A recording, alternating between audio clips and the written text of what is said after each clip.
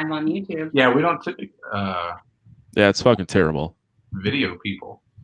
Yeah, well, so what happened is we Yeah. kind of were forced into it Yeah. because Corey and I, like, he's in Michigan and I'm in Wisconsin, and he was originally in California, and everyone's never anywhere near us. So we had no choice but to record using the internet, and fucking here we are. And we still don't really have much of a choice now. You already have to drive 4 hours to band practice every weekend, so He's not wrong. meeting up for a podcast is probably... It's actually 2 hours and 20 minutes, but who's counting? Maybe it feels like 4. Well, on the return trip, I hit 4. Got it. All right. Hey, let's go old school. Matt, what you drinking? It's called Wake Up, Neo. I shit you not. Is it really? Yeah, it's a Matrix scan. What brewery is it? Triptych. It's nearish, you guys. Really? Nope, never mind. I lied. Illinois. Well, A buddy of mine went out to Asheville, North Carolina, and brought this back for me. So I just assumed it was closer to there. I didn't realize it was here. Well, I grabbed this in your honor, Matt. I am going to be drinking close. It's a Faygo Red Pop. Oh, man. Rock and Rye is on the clearance table at the gas station. I almost bought it. I got a Rock and Rye in the fridge right now. It was always a weird flavor. They don't make Diet Rock and Rye, and I got to keep this shit tight. So one Faygo is going to really blow it up for you, Matt. It has nothing to do with all the ice cream. Well, that is so much sugar. That is I started eating Halo Top because Matt Vincent said I looked like a mattress. Oh, what? Whoa! I really took that out of context. So I do a Fast and the Furious podcast with Matt Vincent, who was on the show. Yeah. And he recently has lost like 100 pounds, but he's like a fitness dude. All he does is work out. Yeah. And I made some comment. I'm like, yeah, but I like potato chips more than not eating potato chips. And he goes, I like not looking like a mattress. I was like, all right, man. Damn. But dude used to be a big boy. He's a strong man and stuff, but whatever. I would like to get sponsored by the Halo Top mattress, though. That sounds delightfully soft. It does. Well, you just made something up. Halo Top is fake ice cream and not a mattress, but Halo Top mattress. I don't know. I had to take a break from ice cream ever since the news came out of people licking it. That's why you got to get the one with like the condom on it. Yeah. I don't know. I'm just getting ice cream like pops now, like the coconut bliss kind.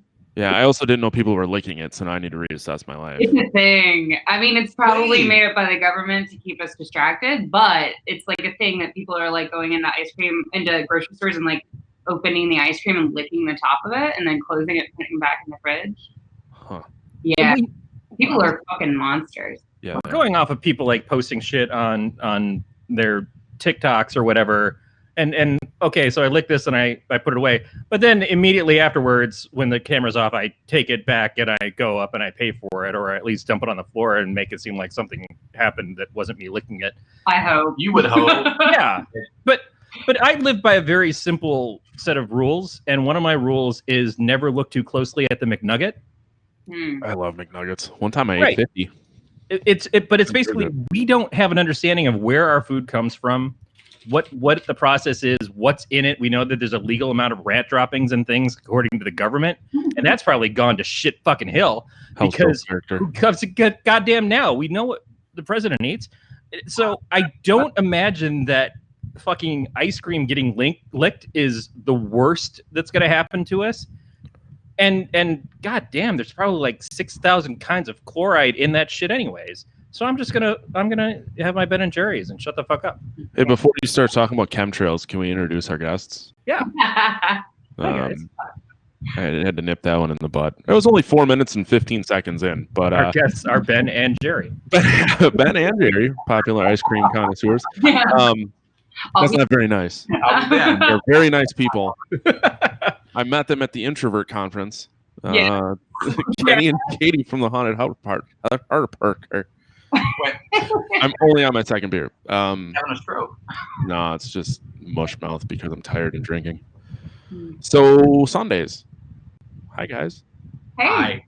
Hi. You should talk about your show. Yeah. I know we've mentioned it, but now you're here. You can do it better justice than I can. This is like when people ask me to tell them about myself, and I freeze up because I'm such an introvert. Did you say an introvert? Because that would be fucking awesome. You just throw a shuriken at their face and then run. Jesus Christ. Yep.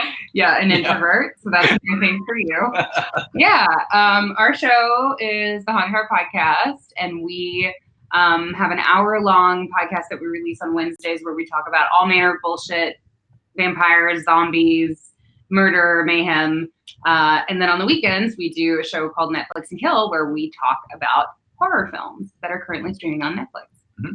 I was very excited to see you guys do an episode of the with the babysitter. And Yeah. I listened to it, Yeah. and I'm really glad you hated it because I had some issues with the movies you picked. Yeah, I hated it a lot.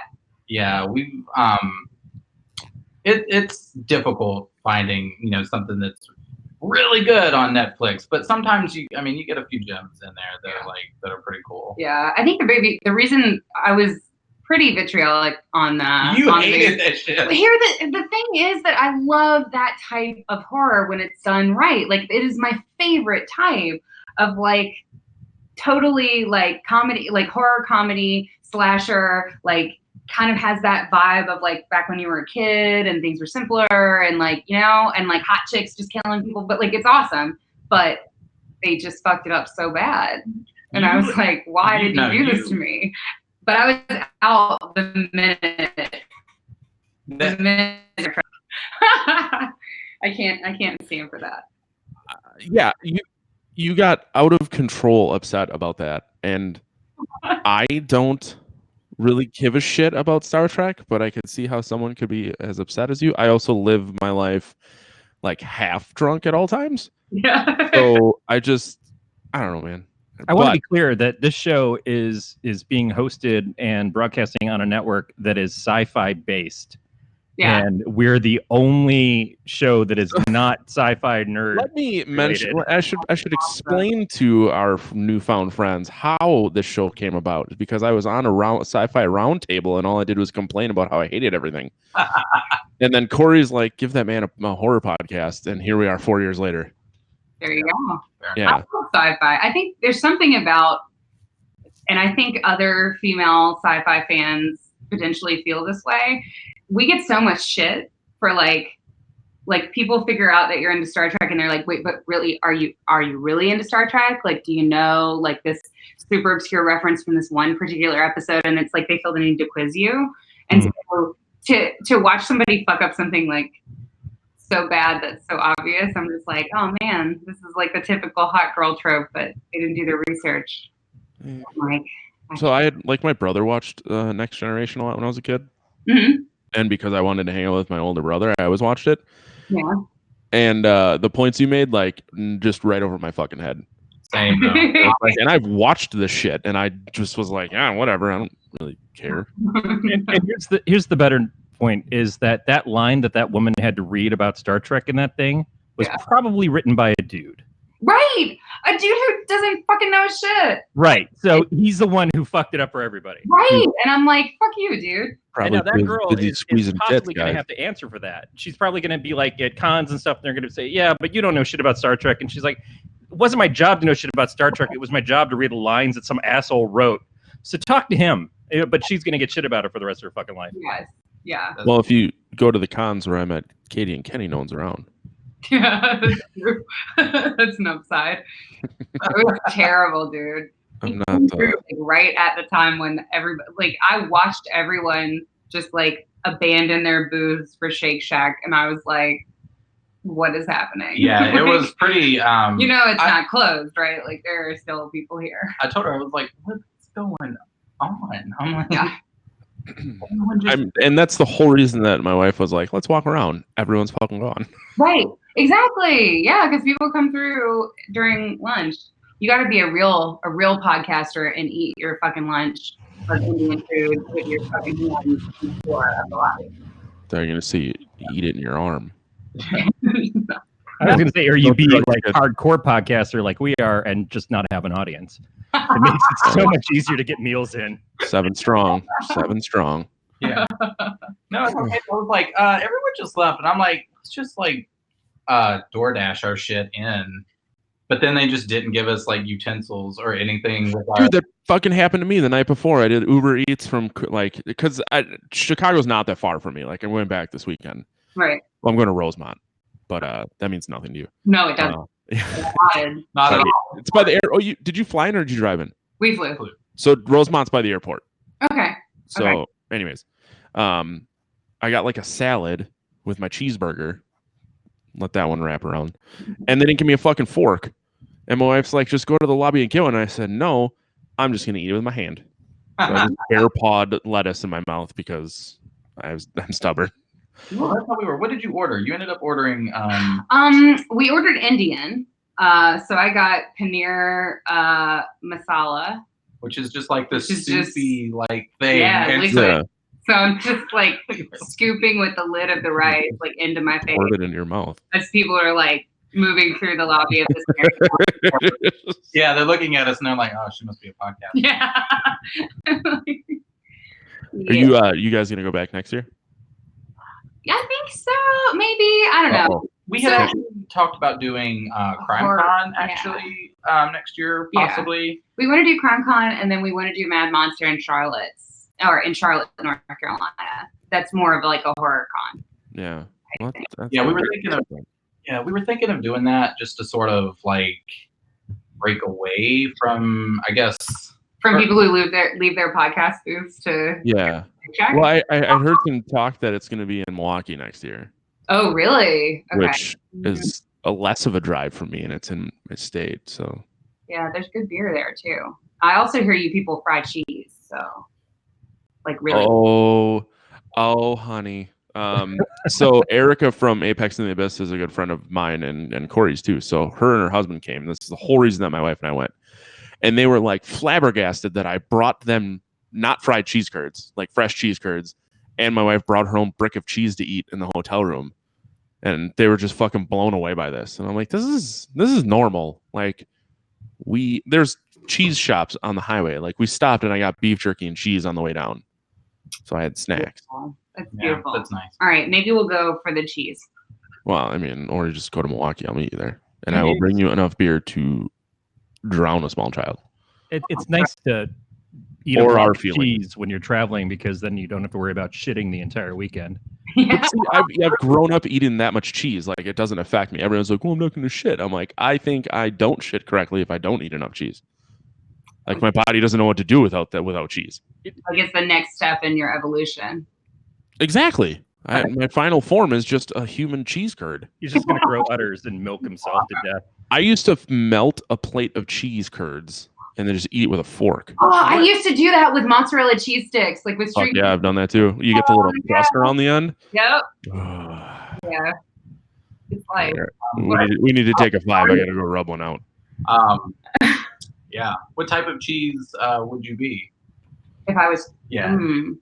Ooh, I like this question a lot. Probably, I would say like a brie, because I'm like barely holding it together on the outside, but then you cut in and it's just like. That's not where I thought you were going. I thought you were just really into death metal pig squeals. I guess not. No. Corey, I guess Kenny, what kind of cheese would you be? Pepper jack, most definitely. Because they're spicy? Yeah. White and spicy? Yeah, pretty much. No, I could consume my weight in pepper jack cheese. Uh-huh. Like I could just smother my face in pepper jack cheese. It probably is not a great idea, but yeah. Do you like a Silence of the Kurds? Yeah, then I'd eat myself. Oh, that would. Yeah. Do you like spicy food? I love spicy food. Okay. They have like ghost pepper and habanero and shit here. The same variation. Do they do like a ghost pepper jack? Well, it's just a ghost pepper Monterey Jack. So, yes, I should have said yes. I'm sorry. I said that and I felt very stupid. Like that sentence came out of my mouth and my brain said, "What are you doing?" What about you guys? What cheese would you be? Ooh, I'm gonna go with a finely aged cheddar because I'm a little crunchy on the inside, with the calcification. Yeah, but damn, am I exquisite. But you're sharp though, right? You're not. Yeah, I'm sharp as mild. fuck.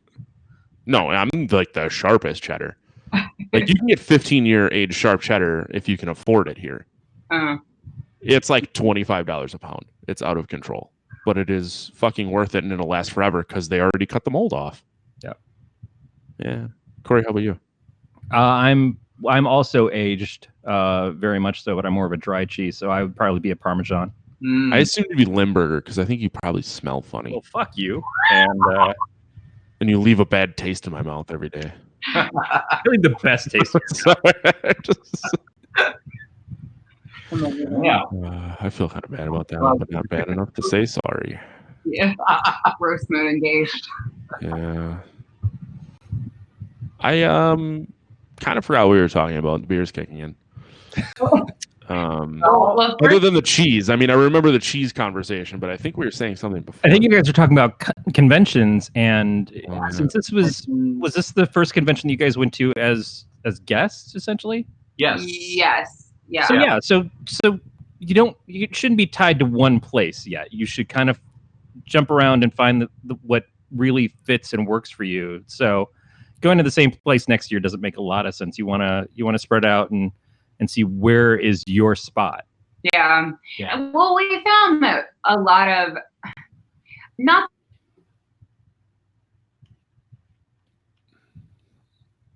Ruh-roh is right.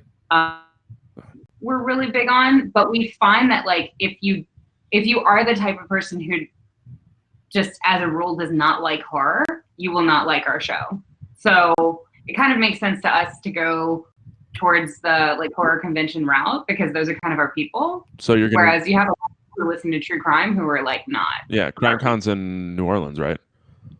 Yeah. So it was this year, but I think they might move for next year. Okay, well, for the sake of the joke, we're gonna say it's in New Orleans again next year. I was gonna say you're gonna go where the whores are. Yeah. Really fucked that one up, Katie. If Matt and I were gonna go where our audience is, it would probably be to like a Jack in the Box. It would be in Sheboygan because that's where 50% of our audience is from because they're just friends of mine. Right. Yeah. Never. I have no friends who listen to our show. That means nothing. You get Sheboygan, Wisconsin's where I grew up. It's a weird place. Lots of meth. There was a kid who got stuck in a claw machine one time. True story. True fucking story. There's grocery stores called Piggly Wigglies, also referred to as the Wobbly. Okay. Too. Yeah. Okay. So there was a kid who climbed inside of the claw machine, and then Sheboygan was on national news because of this. And the more I drink, the more Wisconsin accent I get. So like I have a really good friend of mine in Kansas. So when I say bag, he always makes fun of me because he's like bag instead of bag. Yeah. So it's a long A sound. Yeah. So like a week and a half later, I went down to St. Louis to play a show with my band at the time, and I met a guy, and I told him where I was from, and he goes, "I thought Sheboygan was in a different country." He goes, "Everyone talks so funny there." Like, yeah, it's like real thick, Uper, like German, Canadian accents. It's pretty fucking bad. I like how the world like comes together about the story of a young girl who gets caught down in a well, and it touches the hearts of America, and we all like grow stronger as a people. But your town, it's like he got caught in a claw machine at the Piggly Wiggly. The fucking squid. You're like the Dean Koontz compared to the Stephen King of the Well Girl. It is just you're such a fucking also ran. You're like the batshit fucking bull crap throwaway movie that is a rip off of Jurassic Park that Blockbuster used to stock. It's like, oh look, old dinosaur world thing. Have either of you ever been to like North Dakota or Minnesota? No, but I'm weirdly obsessed with a town in North Dakota called Wolf Creek. Oh yeah. There's a TV show. Yeah. Yeah. Before that, like many years ago, I got fixated on that on like a map, and I was like, at the point when I reach the full point of saturation of just fuckery in my life, I'm gonna drop everything and move to Wolf Creek. Interesting. Well, when you move to Wolf Creek, you will likely encounter the term "ope sorry." Oh, so, sorry. Is that what everybody says there? Oh. Well, we do it here too, and it happened last night. I was helping a band load their shit off, and the next band was loading in, and a guy and I kind of intersected, and we just both went, "Oh, sorry." Oh, yeah, that's that level of politeness that I'm like scared of. Well, and that's what is ope? Uber polite. it's just like a like oops. Yep. See, I hope you guys start doing this now. Like, where the fuck have you guys been? That's our next podcast episode. We're just just saying for 45 minutes. Yeah, I don't know. That level of politeness scares me as someone from the South. We are all really loud and yelly at each other all the time. Well, I don't know about all of it. But we do. Well, I guess we do have like the "excuse me." Yeah. You're because you guys you're from South Carolina, Virginia. Southern Virginia. It's just a fucking blob of Southern fried chicken to me. Yeah, it's. I know nothing about it, and humidity. That's all I know about your area. So super humid. We're from Southern Virginia, but it's on the border of like Virginia and North Carolina. So it's like, depending on where you're at, you can walk out your back door and be in North Carolina. So it's just right there. So pretty much it's you either say you're from Southern Virginia or North Carolina for the most part. So I mean, I'll put it to you this way: the town is called Dry Fork. Yeah. I think that's the Sorry. Uh-huh. I want to dry fork my wife later. Yeah. Dry Fork, 2 words, and that's our town. I feel like you're on the border of North Carolina and South Virginia, or where the fuck you were talking about. There should be a big sign there that already just says, "Oh, sorry." South Virginia doesn't exist, Corey. I want to put that out there before we get emailed. That's a good point. Sorry. Sorry. You guys are in DC though now, right? Yeah, we're in DC now. Yeah. Living the big city life. Yeah. Oh, so in DC, by the time the person gets to sorry, you're already on your second clip. You're just like, oh yeah. You should apologize faster.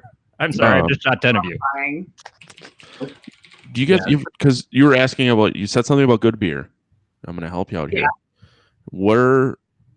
I know nothing about Washington, D.C. I was there once in 8th grade, and I bought a Pantera CD there. That's my interactions. There's a brewery in Drainesville, Virginia? Yeah, I know where that is. Oh, Henderson, Virginia. Oh, fucking whatever. Aslan Brewing. Go there. Yeah. I've been there. I get that shit mailed to me because you can't get it here. It's really, really good. You're not going to find much better here. Really? Unless you don't want to feel your face. Like we do a lot of like dark beers, real thick shit, like 2C thick shit out here. Aslan's really good at the whole like IPA stuff. Yeah. There's another really good brewery called Vanish Brewery. If you've ever seen their stuff. Banished? Vanish, like. Oh, Vanish. Okay. You drink it and then disappear into the night. That. Yep. It's out by you, I assume. It's in. I think it's actually. It says it's in Leesburg, Virginia. Mm-hmm. I think. It's next to Skills USA, in case you're interested. What? It's next to Skills USA. I don't know what that is. I'm either, because that brewery's in the middle of fucking nowhere. That's how you know what's good. There's one in it's south of Indianapolis called 450 North, and it's just in a fucking cornfield. Yep. There you go. Cool. Yeah. Sorry, I could talk all day about beer. Yeah, he doesn't drink beer. Are you? What are you? I saw you're sipping on something, and it looks like maybe a White Russian. No, it's not. It's an amaretto sour. All right, so at least it's not like vagina juice like Corey and his Red Pop. Corey doesn't drink. Red Pop. I got it for you in the show. Yeah, I don't. Yeah, that's not. No, don't do that. But no, I'm typically I stick to like either like I like gin, and I like tequila, and wine. But beer, I can't do. Dark liquors, I can't do any of that, and I don't typically like vodka or rum. So I drink all the stuff that he doesn't drink. Yeah. Well, you guys like a power couple. Yeah.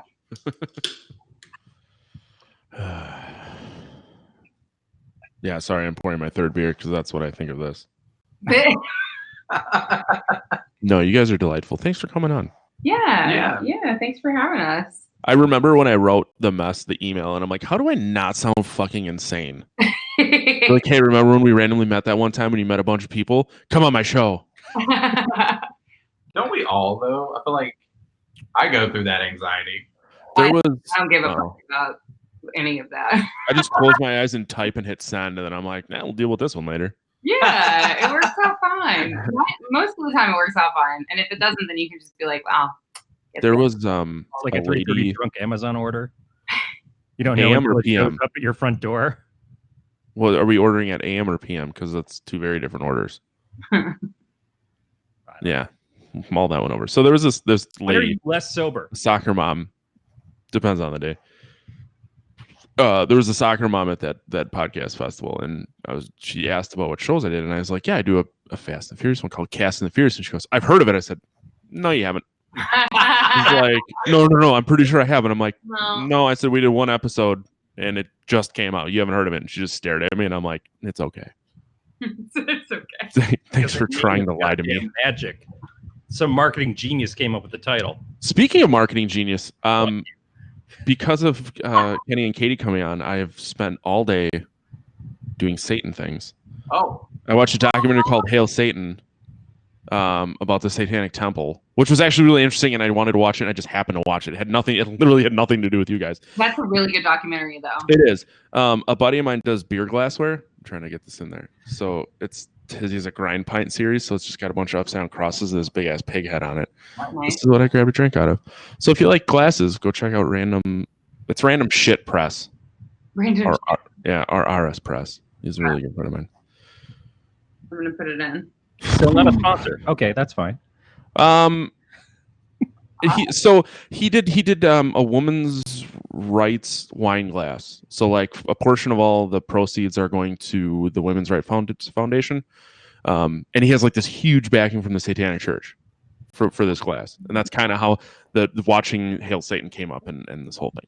What's his website? Our Random S Press Big Cartel, I think. Otherwise, it's mostly Instagram. Oh, got it. S Press Big Cartel. I found it. Yeah. Okay, good. Yeah, so he's the vocalist in a band called Migrator. If you're into doom metal, probably not. I don't see you two as being big doom fans. I don't know that I know doom metal. Now, I used to be really big into metal. I used to follow this band around. That was called Shuttersome. And I think you just made that up. No, I didn't. Is it Shutter Sun or Shutter Sum? They were only famous in like our general 30-mile vicinity. Oh boy! But it was a lot. So is it? I fuck with metal, but I don't know doom metal. Is it Shutter Sun or Shutter Sum? It was one word, Shuttersome. Matt just takes two words and put them together and says metal after it. He's like, it's black quantum metal. It's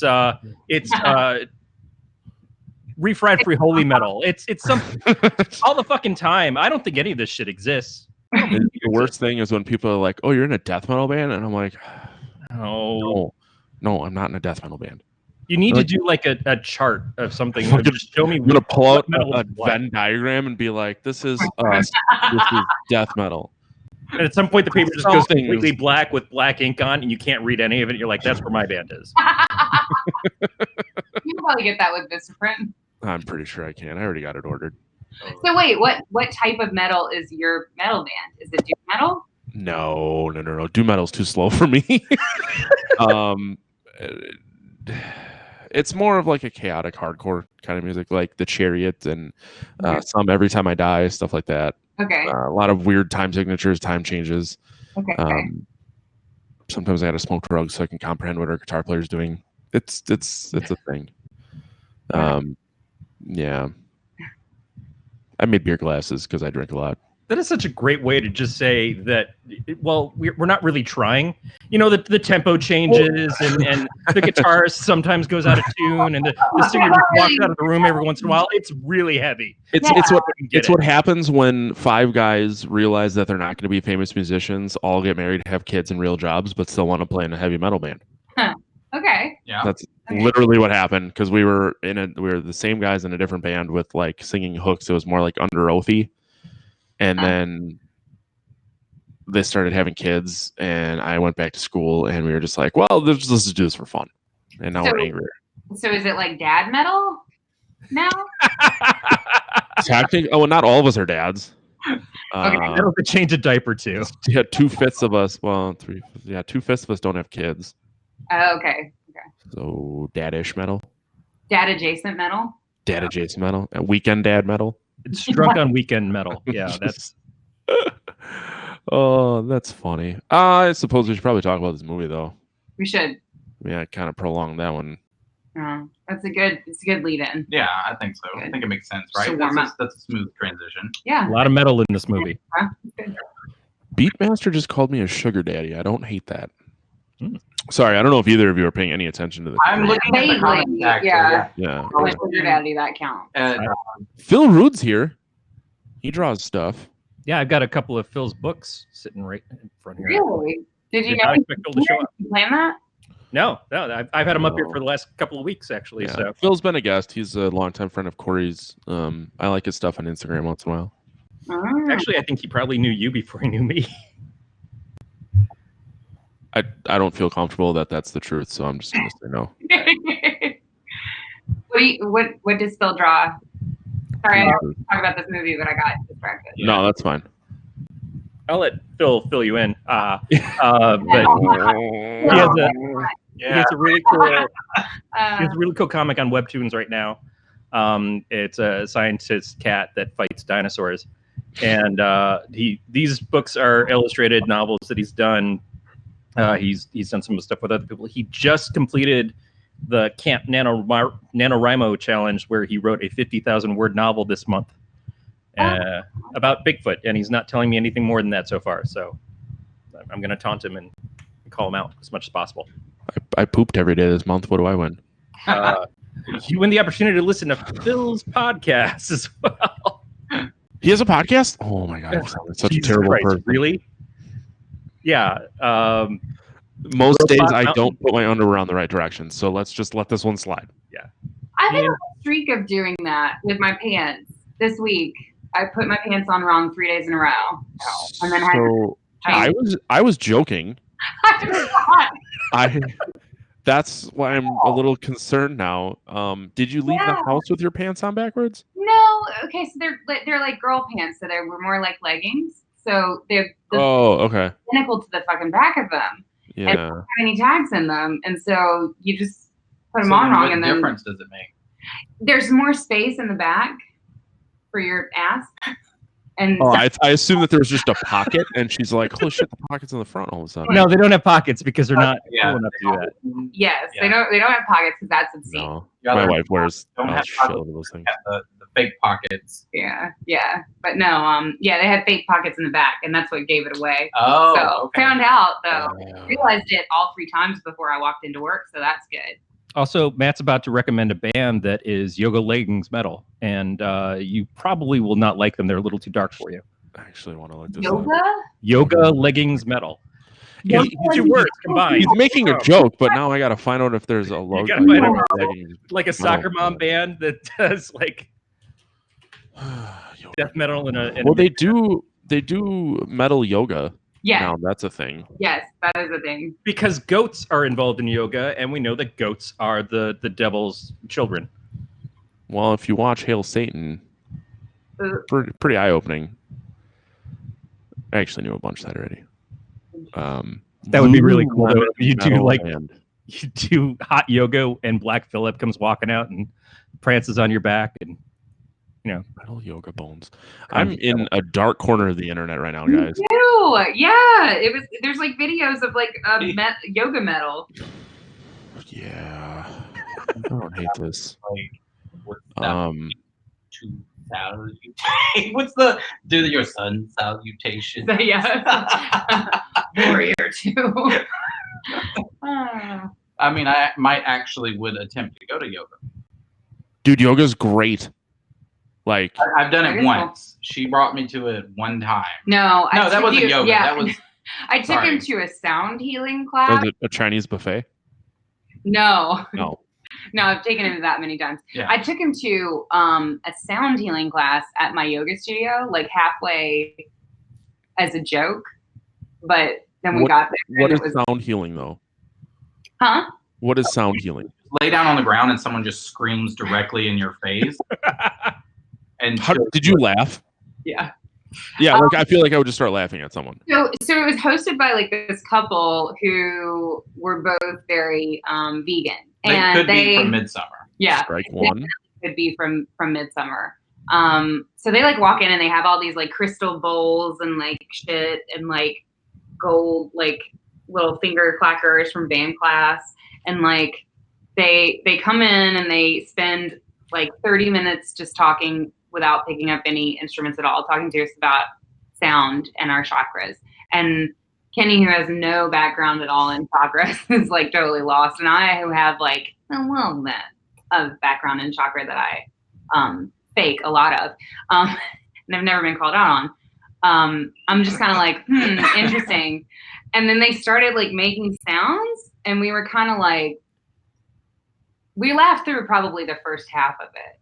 But then, like, the end of it was pretty cool. When we got to lay down, it was cool. But then one guy fell asleep, and then he was snoring really loud. Oh, yeah, because you got vegan people screaming at you, so you know they get winded partway through. They don't have any energy. It was a lot. It was a lot. By the way, after a session of metal yoga, I like to go and do a little flogging Molly Tai Chi. Actually, that sounds amazing. It does sound amazing. I would sign up for that. I want to do one of the yoga classes where they curse and drink beer throughout. That's pretty easy to come by here. Yeah. Like breweries do yoga here. Our breweries do too, but it's like a thing. Every one that I've been to, and I've only been to like 2, but every one that I've been to, like they're actually like doing, like they're seriously doing yoga and then they drink beer. But I want to like at the same time and not really care about the yoga part as much. Yeah, I hear you. That seems to be somewhat frowned upon. Yeah, it's because you don't live in Wisconsin.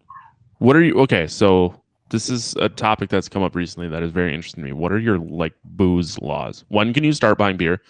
When does it stop? And are there any days of the week in which you can't?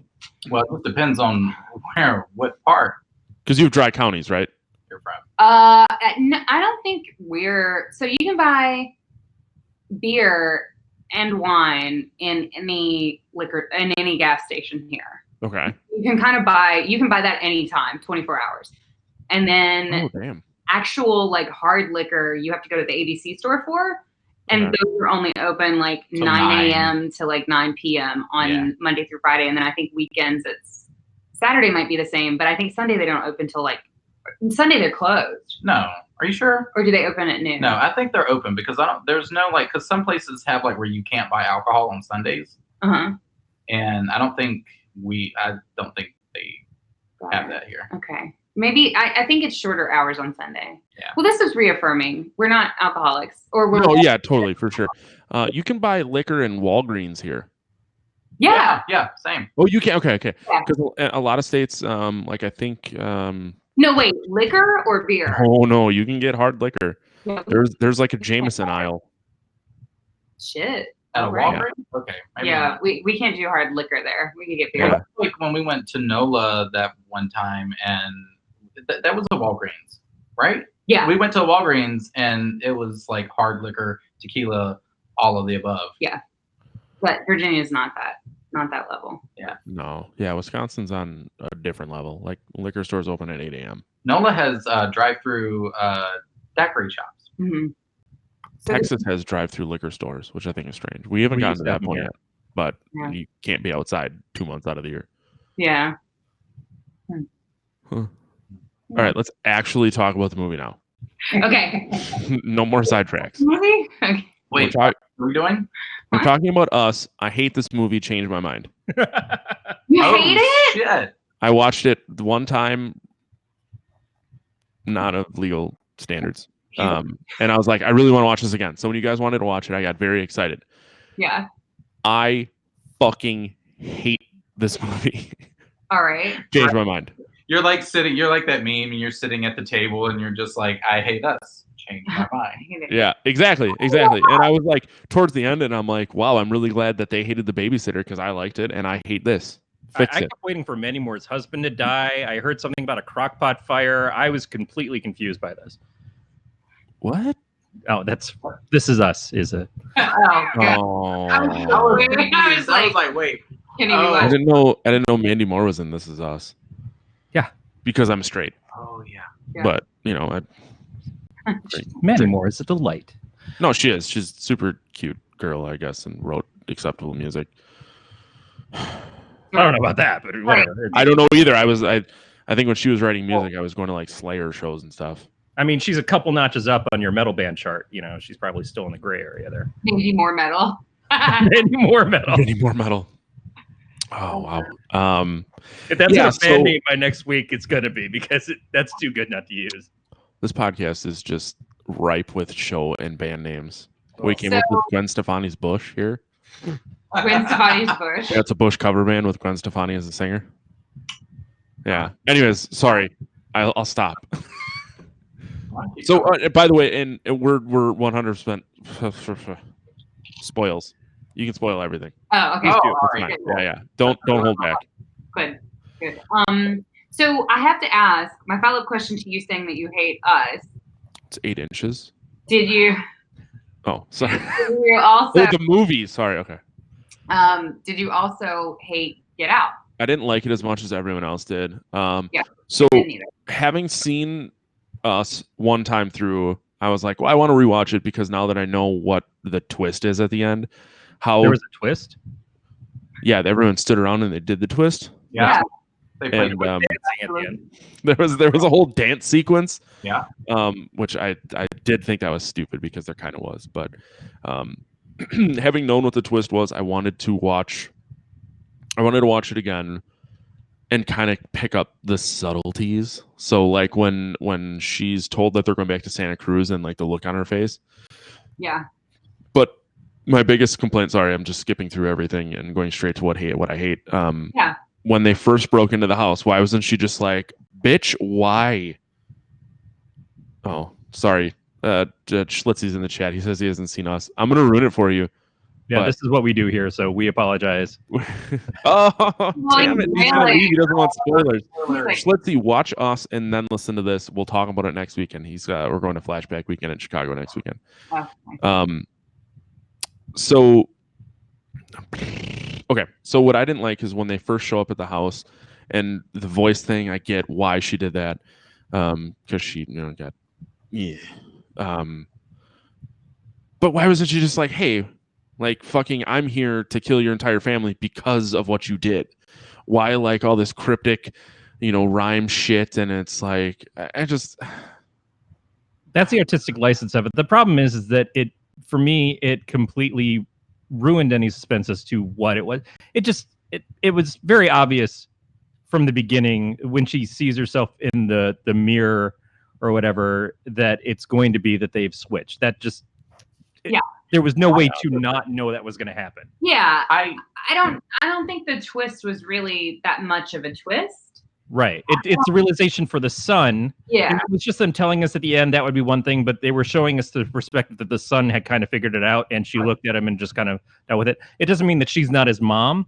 So he's got to live with that as well, is that this person that he's known his whole life is not the person that everybody else knew before that, but it is still his mother. It's his sister's mother. The whole family and everything came from her.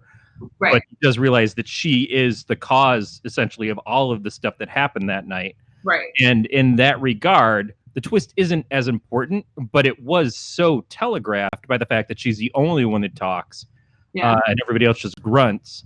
and that's the other thing. Like everyone else seems so prehistoric ape-like, and she somehow is like a free-thinking, independent woman who don't need no man. Right. Yeah. Well, I think that probably stemmed from her having outside world experience Yeah. before, because they swapped. Yeah. Having So, like 6 years of development above She ground. had more development than the rest of the people did. But what about the initial? So the first, before they swapped, that girl like had some inkling that her, you know what I mean? Like I just, Yeah. because Well, when but you see her like switch, and then she walks towards the stairs and goes up, and then there's like a sense of purpose. It wasn't kind of where everyone else was just moving because their tethered self was moving too.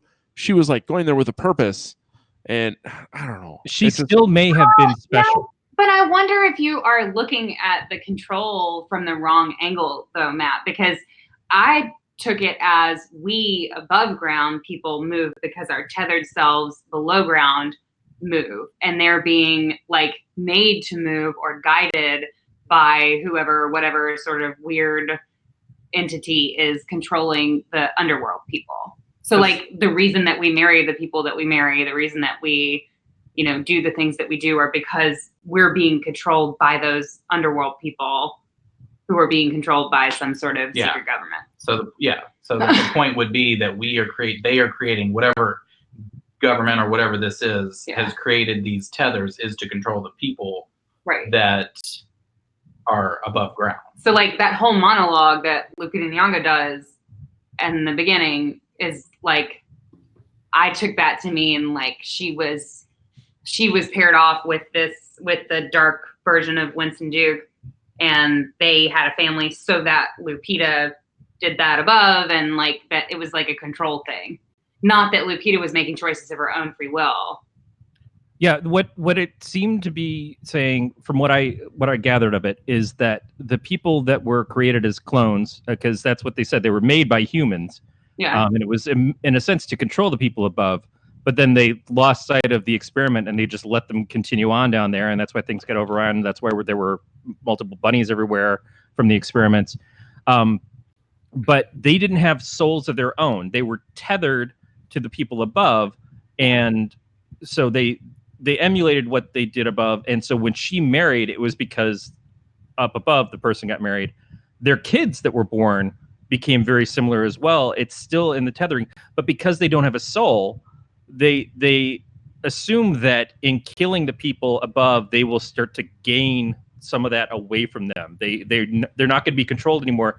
They can build up their own power. I think in her character's case, what happened is that because they switched places and the other girl went down underneath, she became less powerful as the girl above became more powerful, and it was her that wanted to dance. She makes that statement of like, it's because of you dancing that I learned to dance, because it was nothing that I had done before. So being above ground gave her abilities and strength and stuff that she wouldn't have had otherwise. And that's that sense of the movie is about privilege. The privilege of being above ground versus being below ground, being one of the real people, being one of the fake people, and how that's seen. And when they're talking about, we're Americans, it's like we have everything that you have except for these inalienable rights because you treat us like we're subhuman, even though you didn't know we were there. So it's to try to take that back is what the push of the film is. I get all of that. And that's why I don't see the twist as being that important. It's not like an M. Night Shyamalan twist where the whole movie hinges on this thing having happened, but it also hinges on you not knowing it until the end and him suddenly explaining it to you and you being enlightened of like, oh, fuck, dead all the time. All right, sure. This was, that's there, but the story is still about what these people were trying to take over and what they didn't have to what they're now going to try to gain. And the whole thing about Hands Across America is this joining up of like showing who they are to the world, and emulating this thing that she saw when in 1986, the last thing she went down there where she had this idea of it. But it's basically a we're here moment, is we exist. This is a Black Lives Matter kind of thing. And that paints the picture of you didn't care that we were here. You didn't know we were here. Doesn't matter as much as you wouldn't have cared anyways. You would not give up what you were for us. So we're taking it and we're joining together. And now you can't ignore who we are anymore. I think. Yeah, I definitely agree with you as far as the whole thing hinging on privilege. The Hands Across America thing was a little bit that was probably the one element that it was hard for me to connect with. Right. Because it seemed a little kitschy. It seemed only because of the fact that it happened in 1986 at the same time that she was traded off. Right. Yeah. And so powerful visual. How come if your above world self would headbutt your tethered self. Okay, so the dad, I'm fucking horrendous with names. Winston Duke. Fine. I know it makes me smoking hot. Corey's really good with names too, Abraham. and I'm like, I don't know that one. So the dad, Gabe, let's call him by his movie name, Okay. headbutts the boat, and his tethered self, Abraham, which they all have names, which I thought was strange. Thanks, Wikipedia. He headbutts the boat, and his tethered self falls off and gets hurt. How come if you hurt yourself, the tethered self gets hurt, but if the tethered self fucking murders you, they don't die? Yeah, because when they Stupid murder movie. you, they're taking all of the feelings into themselves, and maybe it hurts for a moment, but they're not physically getting killed, and so they can get past it. But it's that was an emulation for that particular person. When the son notices that the other little boy, Pluto, I think, moves when he moves, so he emulates him in movement, but not necessarily in the I feel pain, you feel pain. Yeah. The daughter, A feeling connection. See, yeah, I the don't daughter know is if the I can get running. behind that. It's like only bits and pieces where you connect up with the person, and you have like total. So the Pluto is snapping or whatever, and that's when he figures out that it's a trap or whatever, and he gets out, and all of a sudden he can control him. Like I don't get like. But because I think it's because it's a trained behavior, like it's a learned behavior. To me, it was very clear that there was a presence there with the bunnies. Like Corey was talking about how the bunnies are all kind of overrun and doing their own thing. To me, it was very clear that there was some sort of controlling presence that was there underground that now is not there anymore. So maybe the little boy following the other little boy's movement is because he's been trained over years and years and brainwashed to follow those movements. When you see her as a little girl walking through the hallways down underneath, you see everybody kind of like from the carnival doing what the people above were doing. If they're eating sloppy stuff and everything. If they're kissing, it's a weird factor, but they are doing the same things that is happening up above. But they're maybe not feeling the same thing. It's just a shell. Right. Just a shell action. Like I don't know why I'm doing this, but I'm doing it. Right. Because they have no existence of their own. Down below, that it was their action that keeps the people up above doing what they're destined to do or whatever. Like it's a control thing. Right. She had to teach them how to have a free will enough to go up and do something about what was happening to them. Right. I think what you're saying though, because it makes sense. Like if why wouldn't they just mimic each other's movements all the time? Right. Mm-hmm. Right. Like, so if I cut myself or do whatever, like, why wouldn't that hurt the other person? Or like, you know what I mean? So I get that point. And they don't really explain a lot about that part of the connection, but I don't know that it's necessarily, for me, I don't think it was that important. For me, I just interpreted it as maybe there had to be a certain focus or intention or something that activated that. I don't know, but that's sort of the vibe that I got from it. Yeah, and also I think different characters are weaker than others. So the daughter seems very strong and very conniving and hardcore, does not give up on anything. Whereas the daughter from the up world basically had been giving up on the things that she liked to do. She was losing what was the parts of her that kind of were her thing, like the running. She didn't want to do running anymore. And she was always kind of looking and feeling like she was less than like the twin girls and stuff. As she was watching them, she didn't feel like she belonged. She lost confidence. The daughter below had all the confidence in the world and had the strength to keep coming after her. The dad seemed very weak-willed, but the dad above kind of seemed weak-willed because he didn't have a lot of confidence and was always competing with his coworker that had more money than him, that had the nicer car, had the nicer boat. And the one underneath seemed to have a lot of the same issues, but his weakness made his abilities less strong. The son was just like, he didn't know how to do stuff for himself except to destroy things. And so he's mocking the other little boy. He's copying what he's doing. But he's doing it because he's still in a learning position. I think each of the different people, it kind of shows where they're coming from is to the personalities that they had above. So not everybody's going to be the same, but she had to teach them free will. And I think probably the younger characters maybe took that teaching better than the adult characters did.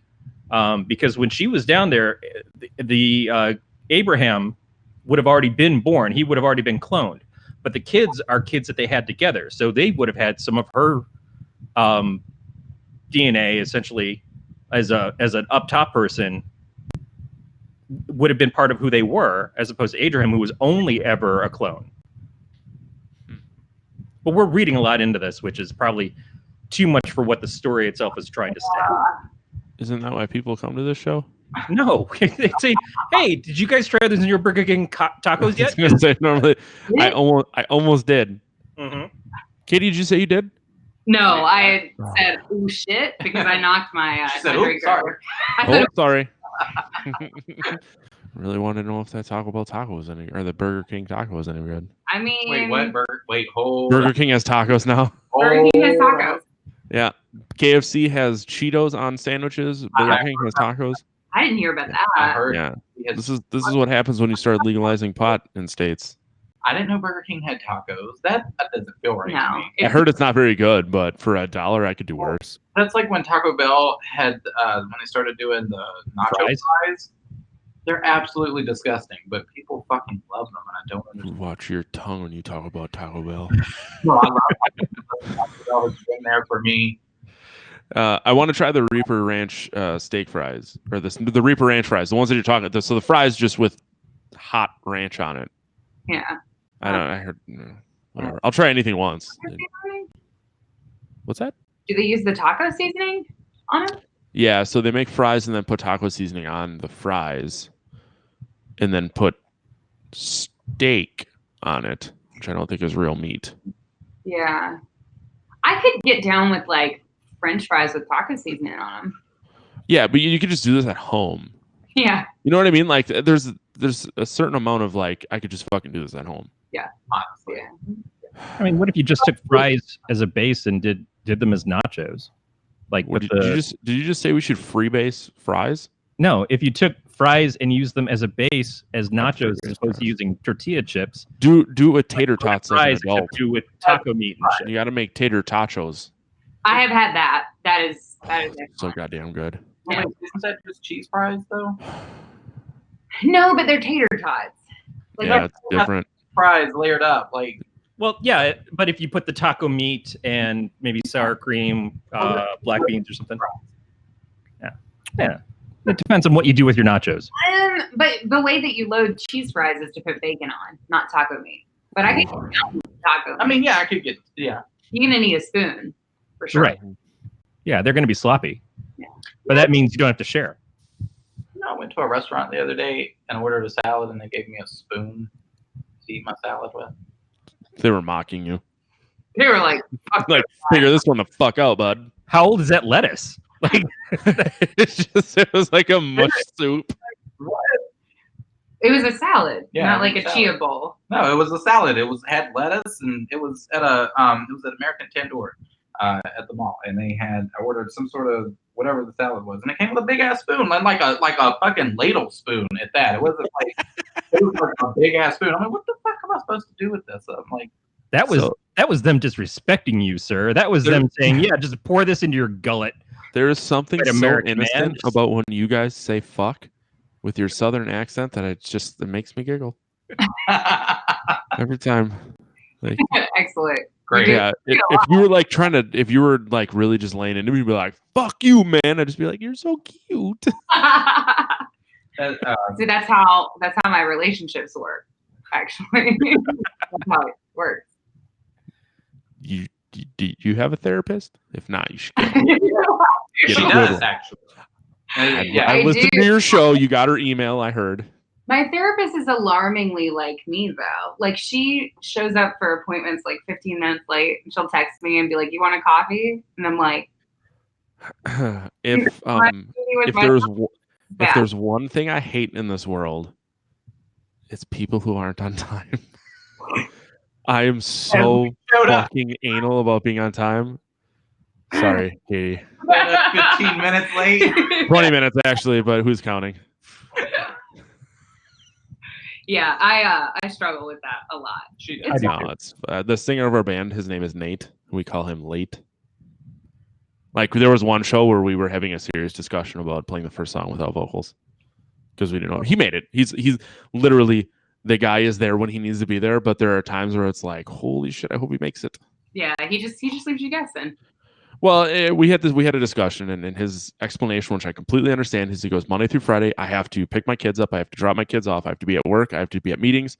On the weekends, I'll fucking get there when I get there. Yeah. And I'm like, cool, man. Like, he's never been late for anything. He's not there at the time he says he's gonna be there, but he's never been late. There you go. See, yeah. He's just living, man. Yeah. He likes to make sure my heart still works. Yeah, I feel for Nate. He's a fucking sweet human being. I am the Nate of this band. Yeah. I like to be punctual adjacent. So like I like to have like a 5-minute buffer. Yeah. Anything outside of that 5-minute buffer, I get nervous. Then I get nervous. Yeah, I'll be there. But this one, real close to on time, but definitely not wearing pants. No, you tell me to be there at 8, I'll be there at 7:45. Yeah. And then I will sit there and wait until 5 minutes to. I need that. Can I have like a blood transfusion or something? Like so that I can kind of like even You want none of this. It takes 2 hours to mow like this lawn. You don't want that. Proof. It is not going to be good for you. You won't be able to drive. Yeah. I don't know the last time I wasn't drunk. I'm just kidding. Sometimes Corey makes comments about how he's there for me and I should stop drinking, and then I start to get really concerned, like really he thinks that. And then I'm like, well, this beer in my basement's not going to drink itself. Man, I don't want to say that I don't think you're a lush. I'm just going to say I won't be there for you. Yeah, no, that's fine. Whatever. It's not like I've ever been late to work. That's where the joke is.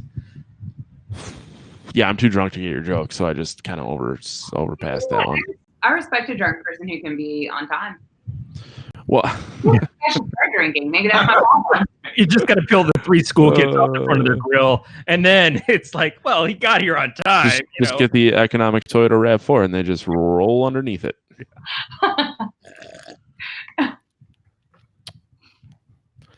That was not a fake. That took a dark turn. I'm sorry. Yeah. Did you guys wake up this morning and be like, "Wow, I really hope we talk about hitting kids with a car"? Well, Oh shit. Actually. Somehow we always find our way to child murder on our show, and true. we are really trying to not be the child murder people. But is it weird that I listen to you guys on my way to work? Like I listen to you before I listen to anyone else. What? I generally listen to you guys on the way to work because I have to like catch up. Oh yeah. Now that I found you a little late in the game. Mm-hmm.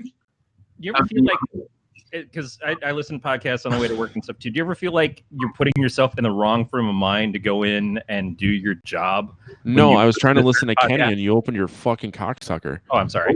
Yeah. Sorry. I had to get real dad hard on him right then.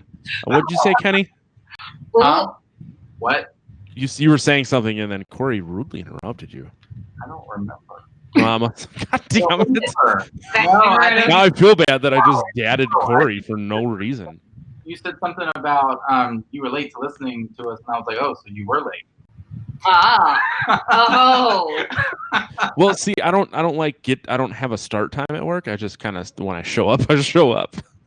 So I physically cannot be late to work. Can't be late. Okay. So in line with this movie about privilege, we just heard about Matt's privilege, which is I'm never late. I just don't have to be there at any particular time. That's why I get paid salary and fucking work most nights. And drink. I can drink while I'm working. It's okay. I used to have a job like that. That was awesome. Ambulance driver? At the ice cream shop. Oh. When I was wait. Ice cream? Yeah, I used to work at this full circle moment. Yeah. She used to lick the ice cream before she gave No, us. I did not. I never went to that. I only licked my own ice cream. But I worked at an ice cream shop in our hometown. That's and a talent that can be utilized. Yeah, I would only pre-lick people's ice cream if they asked me to and paid extra for that service. like the Belle Delphine kind of. I actually think that there is a channel on the internet for this. You could There charge is. $4.99 a minute. A channel. You know what? That might be a revenue stream. Anyway, Yeah. I was working at this place and it was like a real like mom and pop type of institution in our town. Only there was it was like a one room sort of situation. There were windows all the way around it, and it was 112 degrees in there any given day. And so we ate as much ice cream as we could hold and sweat it out and never gained a pound, and also drank wine all day long. I can't tell if Corey is raising the roof or wants to say something. No, I just wanted to offer if for your ice cream fetish channel, the title should be 32 Favors. Oh. Oh my God. Trademark that shit quick. Trademark it and then sell it to her. This is sitting on a fucking gold mine. It's gonna be like the ice cream fetish, like sugar daddy. Yeah, it's gonna be a feeder channel. And Our new can. No, I can't do that though. Can I hire somebody? Can I have like a spittoon? But, like, wait, for the what is a stunt cock for a girl who feeds someone ice cream? A stunt scooper? Oh, I would get to feed it to other people. All right, I'm cool with that. That works. Wait. What if you were eating the ice cream and people were just paying to watch you eat ice cream? That would be great, but I have to like do that on a really regimented schedule because I tend to fluff up. Go ahead, Kenny. But the thing is, though, is that with ice cream, it just gets so bad so quickly. You know what I mean? Like if it like gets warm and gets sticky and I'm definitely just eating it. Yeah, no. So here's what you do: is you have bedroom. Yeah, you have a channel where you're eating the ice cream. Yeah. And then you switch over to the one where you're in the shower because you got to fucking clean the ice cream off. You're hitting two markets at once. I'll be your manager for 10%. We're going to take the fucking world by storm. Let's do this. Yeah, this is going to be very easy. You know what? Sometimes you got to hose them off Sundays. We just get a garden hose and just hose you off in the front yard. You're missing the dominatrix aspect, which is where you tell other people to eat ice cream and you don't let them stop when they get their ice cream headache. Oh, that's just only pussies get ice cream headaches. Empire, honestly, like holy shit. Eat faster. I would do all of the graphic work for it. It would be great. Yeah.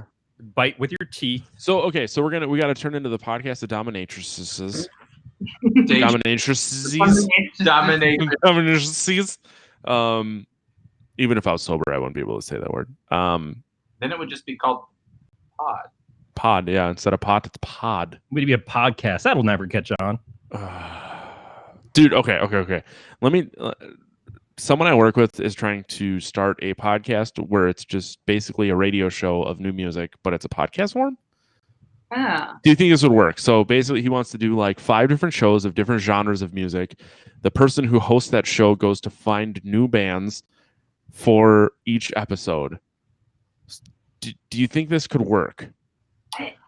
Like, I think in its raw form, it's fine, but you're going to start running into licensing issues. Hell yeah, you're going to start running into fucking licensing issues? Yes. That sounds so expensive. Yes. Yeah, I don't know about that. It just seems... you could maybe make it work like in seasons, but you would have to do a shitload of work actually like reaching out to bands and finding bands that would want you to play their music. And you have to get signatures. On the podcast. Don't say that, Katie. We've had bands on our podcast. Your paperwork would have to be tight. It would seriously. You'd have to always, at any moment's notice, be ready to show that you've got signatures from the people who are in charge of that band's marketing to say that it's okay to be played as part of your podcast. I tried explaining it to him. I'm like, our music is licensed. It's not fucking hard to do. You say, hey, I'd like to check the box that says license my music. Yeah. Not like it used to be. Yeah. All right. That was a side rant. But we should back to this movie. Where are we? Completely forgotten where we were. No, I'm sorry. I'm trying really hard to stay on task, and we were talking about the emulation between. Yeah, we were talking about you feeding people ice cream. Yeah, so that's we're just off topic again. Where are we at in your level of hate for this movie? Have we pushed it back some, or is it No, in talking, I think I've pretty much come to grips with the fact that I'm just not smart enough to get this movie. Which isn't a bad. I like things at face value. Like, I want to watch a movie. I don't want to think a ton about it. Like, just spoon feed me what's happening, but I still want it to be entertaining. I don't want to have to think about the fact that it's like, why are you fucking wearing red? They didn't explain that. Why the fuck is everyone wearing scissors, or they're holding scissors and wearing fingerless driving gloves? You're not fucking driving. You're holding hands. Well, I think the scissors was like symbolic of cutting the tether. That I did get that this time through. Yeah. But glove. I don't know. Some things that I think you just don't need to think about. The red. I don't remember the glove. I don't remember. They're little brown, like driving. No. I remember them wearing them, but I don't remember like where they came from. So, but honestly, though, my thought, like with the red suits, was I thought that was probably just leftover shit from whoever was in control. Yeah. Like maybe that was leftover uniforms for whatever government agency was working down there with them, and then whatever happened to them, they disappeared. That's all. That's a good point. And it seems like having uniforms means that you can't mistake them for who they are. So when they do make that statement at the end, they all are uniformly dressed to game so that you understand this is who we are. You can't deny us. Which is fine, but take 5 goddamn seconds to be like, and we wore red so that they would know who we are. Well, isn't the red kind of reminiscent of the Handmaid's Tale? I was told to watch it, but I never watched it. I haven't watched it either, but it is. Yeah, typically. Well, red is typically seen as an aggressive color anyway, and like a very, like. Oh, Katie's wearing red. She's about to get aggressive. It might be the like raised Southern Baptist in me, but there's also merit to like using the red as a cleansed in the blood sort of statement. Okay. Yeah. Because they're starting anew. There's not a gap down there. I mean, maybe there is a underground gap where underground gap workers act exactly as interested in helping people as the gap workers up above. But, it's like they go with what you got. Yeah. Yeah. No, I think hearing you say that, Matt, that you like your horror at face value, which I totally get. Yeah. You don't like sitting and having to chew on all the various, like how this fits together with this and how this could mean this. I think that his movies are sort of meant to be that. He loves symbolism. He loves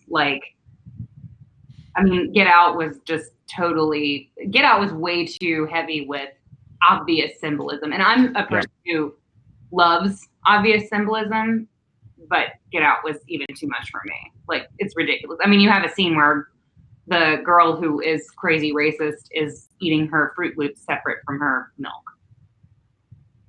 I haven't seen Get Out, but I heard that he did this in the sense that he wanted to have a more straightforward horror movie where it couldn't be mistaken as being some other genre.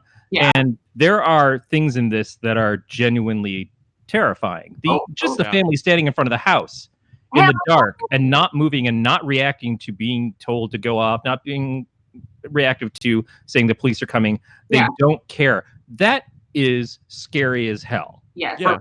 Lupita Nyong'o's first words, the underground version, very scary. So for me, the twist at the end wasn't as big of a twist as the mid-movie twist, where you realize that it's not just that family, that it's everybody. Right. Yeah. That was more impactful to me because that got me more than the end, because I was like, because through it, I'm like, damn, where are these cops at? I'm like, fuck. Yeah. Where are they at? And then it's like, oh shit. So it's happening everywhere. Yeah. That got me. And just speaking about things that were really terrifying, like for me in this movie, one was the little kid with the mask. Absolutely loved it. Scared the shit out of me, but I loved him. His physical acting skills were so great, and his movements were just blew me away. That and the twins, their movements. See, that's what I like. What I love out of horror isn't necessarily I like the details like that. So I like the movements that actors can make, or I like the setting. I pay attention to like the color stories going on in the background, the mood setting, and things like that versus like dialogue or, you know what I mean? And that sort of thing. Yeah. And that got me. I feel a little disappointed in the way that the other family was shown, because their deaths just happened so quickly. There's no toying with them in the way that happens to the initial family. Yeah. And it's just like they show up, they're killed, but you do get to see some good stuff of the Elizabeth Moss character's twin, essentially, when she's trying to cut open her face to fix things that maybe she didn't think she needed corrected, but happened because the person above did it. And so she's kind of like she's changing stuff on her looks at that point. Yeah. I thought that was cool, but otherwise it's just like everybody else gets slaughtered really quick, and this family is getting toyed with. And the only reason that makes sense is because the one person who really instigated this has such a vendetta against the person who she's going after, and the family kind of followed along with that. But everybody else is just like, hey, here's somebody who looks like me, and now I'm dead. I like that though, because the first half you get that slow, like they're not really like doing anything. You're like, are they there to really kill them or what? And then like that second half, you just sort of get like good old fashioned, like I'm just here to like fuck you up and like kill your ass. You know what I mean? Well, too, what Corey was saying about like with the family that the film centers on, that's the only situation where the underground person and the above ground person have met before. Yeah. Right. And they obviously switch places, but that's the only situation where they've actually come face to face. So both of the mother characters in this know what's going on, and nobody else does. But I do think the scene with the other family, when they show up there, if we hadn't seen that murder happen, it's a good scene. The characterization of the husband and wife and everything, it's a very good scene. But if we hadn't seen that happen, we just saw the family show up and find them and then realize that it's not really them. Mm-hmm. And then seeing the bodies and stuff and getting the aftermath, it would have been more impactful. It would have been more terrifying of that moment without having it kind of spelled out for us first. So I don't think that one is necessarily better than the other, but if I'm looking for a movie to scare me, that probably would have scared me more if it had been utilized differently. Yeah, I can kind of see what you're saying. So you're saying it would be more scary if we hadn't seen their murders, but then seeing their murders is kind of like a little bit of showboating and a little bit of like comedy, because there was a whole lot of comedy in that particular scene, which I really liked, but I think that was potentially flexing more comedy muscles than horror muscles. Which again, I'm not belittling that at all. I mean, Jordan Peele has a huge history of comedy and is fantastic at it. And those little light bits of like Ophelia or whatever the name of the Alexa thing was, call the police, and it starts playing "Fuck the Police." Yeah, I had a great laugh at that. Yeah, that was awesome. That was like one of my favorite parts in the movie. But it is a part that is defeating the tension with a comedy gag that isn't really deserved so much, but it's just funny. It's just like, okay, yeah, that's great. That is hilarious. I can laugh through the fact that I just watched a family get killed. Absolutely. Yeah. I see what you're saying. I think that's an important point to make, that I do think that there are times that in this particular film, and also in Get Out, that true horror is sacrificed for the sake of a comedic gag. The difference is that I'm like totally fine with that. Right. Like, and prefer it that way, because I love horror comedy. That's my thing. But I definitely get that kind of undercuts it. Yeah, it's.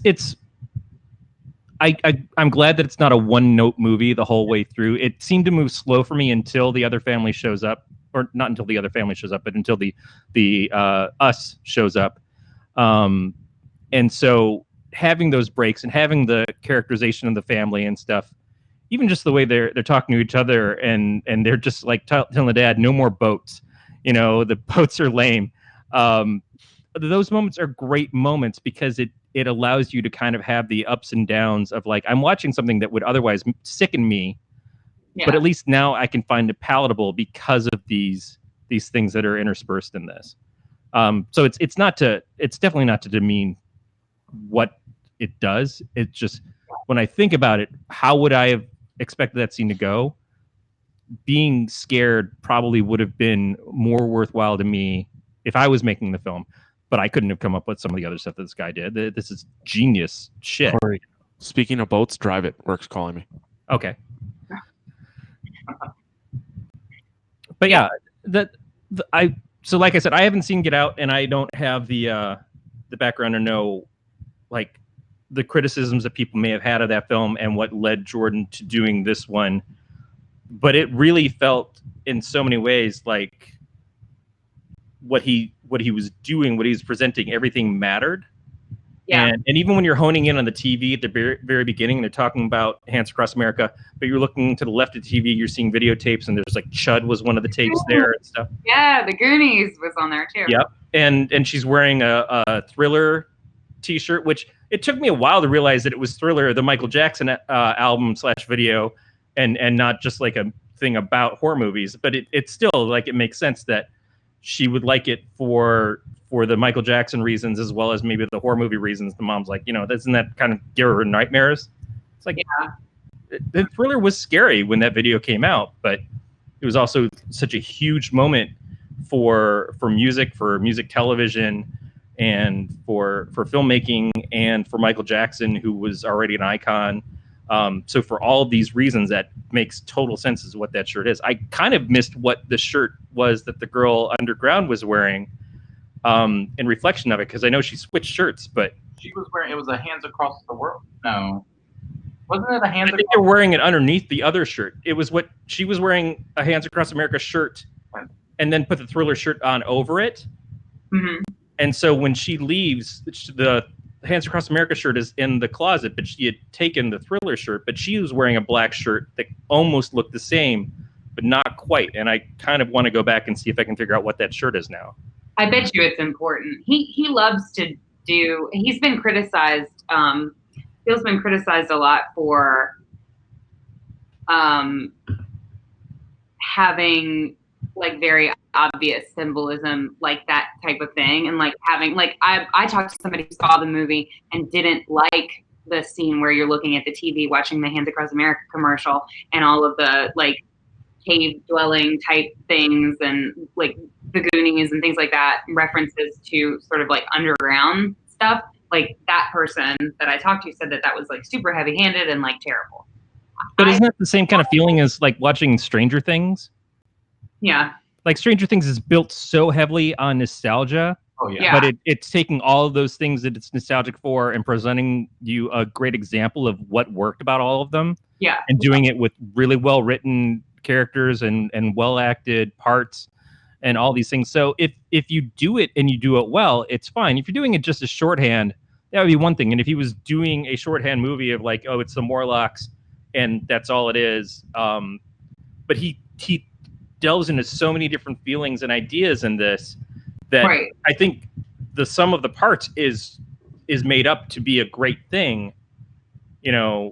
It's not just like I did it to throw it in there, but it doesn't fucking matter. It's not right. Like all of it connects. That's right. My thing, is that like if you were throwing shit in that doesn't connect and that isn't like that doesn't work, that doesn't really actually tie in, then I would be irritated by it. But all of his references tie in. Yeah. And I think it's fine that his symbolism is obvious because it's not like I don't think he's not trying to give you a realistic movie. Like he's not in realism. He's trying to evoke feelings and thoughts, and I think that this movie does both those things really well. Yeah, totally.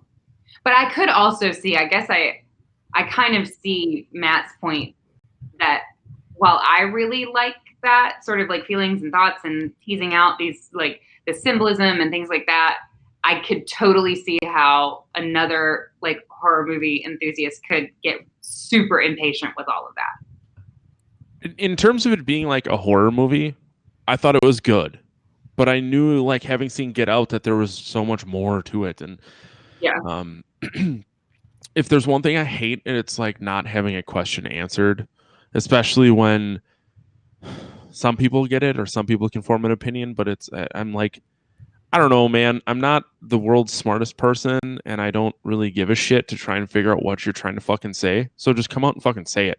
Yeah. Like, I don't know. I don't like the fact when people are like, oh, I listened to it and I got this out of it. It's like, why not just figure out what the person fucking meant? Instead of being like, well, he farted at 45 seconds, and I feel like that was a representation of him as a human being and his growing up. It's like, when that's probably the furthest thing from the truth. Like, I just want to know what the person was thinking. That's the same thing with music, and I always turn shit to music because that's what I do. But it's like, why did you wrote this song and these are the lyrics? What did you mean by that? Why did you mean it that way? I don't want to be like, well, I took it as that. And it's like, I get. But what if the person who's creating it is creating it with a mindset of you figure it out, pulling your own, like, pulling yourself out of it? Yeah. And I completely understand that a lot of times that happens, but as me as a human being, like, I just want to know what you meant. Yeah. Because regardless of what you meant, that still has a timestamp in my life. Like, there's this band 36 Crazy Fists. I don't know, you've probably never heard of them. But they put out this record in like the early thousands, and I think it's really fucking good. I still listen to it now, and there's some lyrics that I think are really good, and I don't care what they meant, but they still remind me of the early thousands when I was still in high school and like going to shows with my friends and all that shit. And it's like, I don't fucking care what he really meant. Right. But it still takes me back to that. Like that's me. Like, I'm with someone, I understand everyone's different, and art reaches everyone differently. This is just how it affects me. Yeah. Well, so Matt and I did a review of The Shining at the end of last year. I think it was right about the time that I moved out here. And in watching The Shining, I watched Room 222 or whatever it is, or the number 31, something. That is the. Sounds right. It's basically a documentary about all these different people who have their views as to what The Shining's actually about, like their theories of, oh, he uses red in these things because of this, or the Indian on the canisters is meant to represent this, and they're all really interesting takes on what The Shining could be or what Kubrick could have been saying in the way he was making the film, but they can't all be right.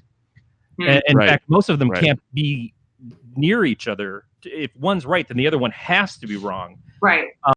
But it's so much to put on this movie that is looked at as such a genius film, where it's like, maybe he just used those cans because it was cheap and he could get it to be stocked in that kitchen without having to spend $2 for Arm & Hammer. I don't know, but you are probably overthinking this shit to such a degree that he never did, and he looks like way bigger a genius than he actually was for just making a decent film. Well, with The Shining, some of that shit was done intentionally. Like some of it, right, to be intentionally misleading, so that people would have diametrically opposed viewpoints, but both of the viewpoints are validated by different points in the film intentionally, so that people kind of like couldn't come to a consensus. Right, and maybe that is your own brain. This movie I've heard is compared to The Shining in some ways, like it's compared to a lot of other things, and Jordan Peele has said that everything he did in this was very intentional, but maybe it's the same sort of thing. Is like he's putting stuff in there that builds the idea of symbolism that he doesn't care what the symbolism is. He's just like, people are going to talk about it, and talking about it is going to make it get more appeal and have a broader audience than anything I can do in the film itself. Yeah. That's quite possible, actually. By the way, Room 237. I had to look. Was close. You were so close. 237. I'm just allergic to the number 222. So, and I know that it pops up in films a lot, but so I grasped. But and I think that's the problem that Matt has, is that he thinks that the expectation is that he has to watch his film and view it with a critical eye for these things that are like, oh, well, I saw it and I this is what this symbolism meant and things like that. And that's not necessary to just enjoy the movie. It's like we do the show. We know we're not the deepest thinkers when it comes to filmmaking. We are friends with deeper thinkers. we come at it as like, I just like this movie. I would watch it again, or I wouldn't watch it again. I want to burn this in effigy. You know, that's okay. It's just I want to know what Kenny thinks, because I'm starting to see that Katie is the Corey, right, and he never gets to fucking talk. Corey and I screaming at each other. No, that's fine. That's totally why I could just get up and walk away and no one even missed me. I'm Katie's tether, actually. Oh shit! Oh God! Ooh. Ooh. I'm sorry. No wonder I spent so much time in a fast food restaurant. Corey's tether. You eat, I get fatter. What if we were eating? Hey, man, I'm no fucking spring angel over here. What if we were you guys' tether? One of you masturbates a lot. Oh, that's why we were late for the show. I mean, we might need a No, that's fine. different distinguisher. All right, so both of you. Okay. One of you poops a lot. I used to, but I don't. Oh, okay. You're good now. Less cheese. I'm very regular. So am I. I have regular meetings every day.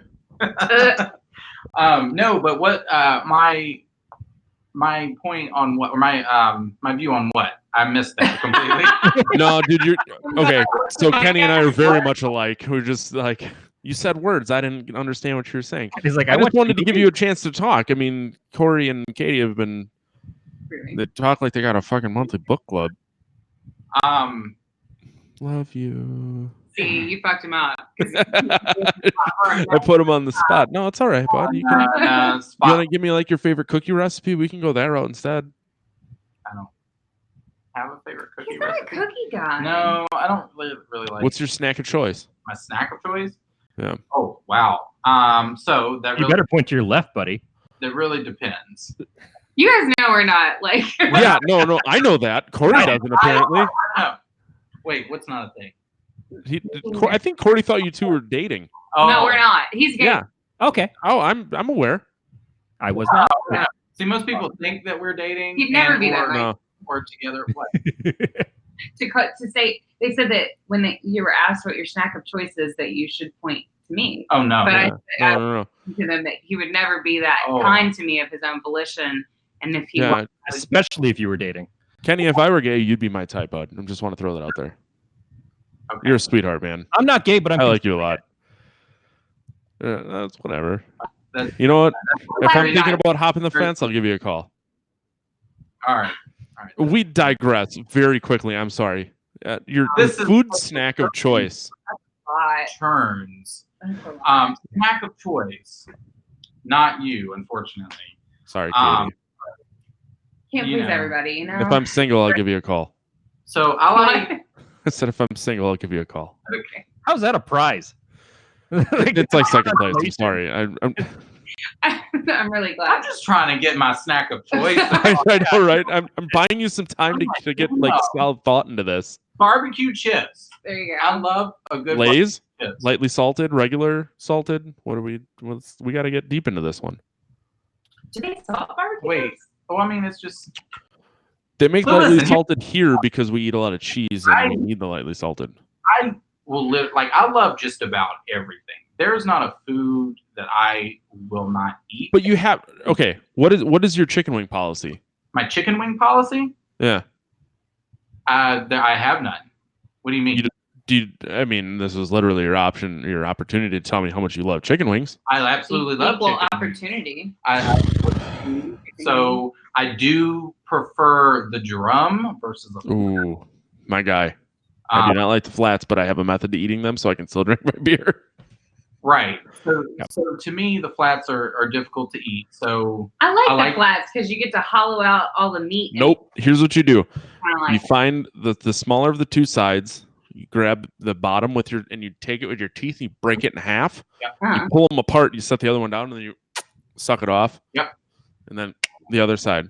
I like so to that you're. push my tongue through the bones though, and then like siphon out the meat. It's You know what? Before when I said if I was single, I'd give you a call. You got a little too weird. I'm That is why he's done a consolation prize. offers off. Although she likes to put her tongue into weird places, so maybe she's down. And I will just say I cannot eat bone-in wings. Can't do it. I have a fucking bone-in drumstick tattooed on my leg. Yeah, that's beautiful for your leg, but I can't do it. The bone and the sinew and everything. I can't eat food Kenny looks like he has a question, and Corey won't fucking shut up. No, I was just. You have a tattoo of a chicken wing on your leg? Yes, with eyes and a mouth. Oh wow. Yeah. Is it the gristle that's the problem with the bone-in? It's all of it. I don't like eating stuff that I recognize the creature it came from. If I can go, I fucking have 9 chickens, and I eat chicken wings once a week. You have that capability. I don't. I can't do it. My mom once told me while I was eating meatloaf, she reminded me of. I'm pretty sure if you watch, you'll see a chicken one. And I'm like, I can't fucking do this now, Mom. I'm going hungry for a week. She brought home a goddamn lobster because I want to try lobster. And she introduced it to me and made it dance. I went over to my friend's house and had soy burgers. You know why? Because I've never met a soy. Did she name it Pinchy? I don't know. And then it lived in a bathtub in the living room. Yeah. When you boil them, the space between their shell and the meat of their body, like the steam gets trapped in between there, and then it whistles as the lobster boils. So it sounds like the lobster is screaming. It doesn't make them any less delicious. Yeah, it's tough. That's true. It's Fuck, I love seafood so gosh damn much. You guys make me hungry. I know. I'm like, shit. Mm. Really? I live nowhere near a Taco Bell either. I live nowhere near anything. As a car drives behind you. We've been talking Well, it's a state highway, but there's still nothing. There's a Subway 2 miles away. That's the closest thing. See, Subway's good. You don't recognize any of that as real food. Yeah, if you want to eat a fucking foam sub sandwich. Right. Hmm. Did this come from a So barbecue chips. All right, shut up, Corey. Yeah. So barbecue chips. Oh shit. Yeah. No, I like if I'm gonna have a chip, it's gonna be barbecue. Okay. I'm also big. I like jerky.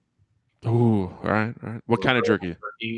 So actually, where I work, they have I love just a standard Slim Jim, like just fucking grease meat. Yeah, essentially. All right, man. You really like. At my work, they stock us with this like honey sriracha like gourmet, and it is amazing. It is, and it's like, but it's like turkey jerky, but it's still really good. Doesn't matter. Could you just read me the ingredients in a deep voice?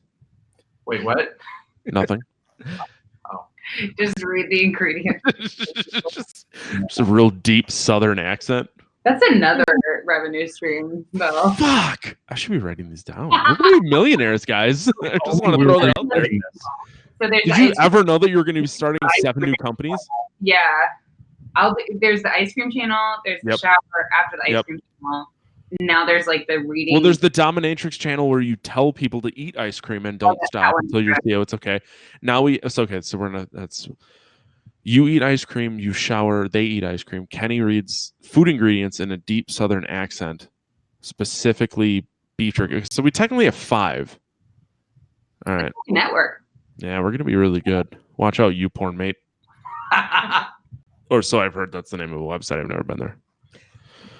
Anyways, so jerky, honey sriracha jerky, chips. Yeah, I mean, pretty much anything. How much cheese is too much cheese before a date? Neither of you watch Sunny. Okay, all right, cool. And this is Always Sunny in Philadelphia reference. How much cheese is too much cheese before a date? I didn't get that reference. Any amount of cheese is too much cheese before a date? Oh, no. I got a dentist system, though, if you want to talk about that. You have a dentist system? Again. I would like to hear about your dentist system. Yeah. Dentist system? It's Always Sunny.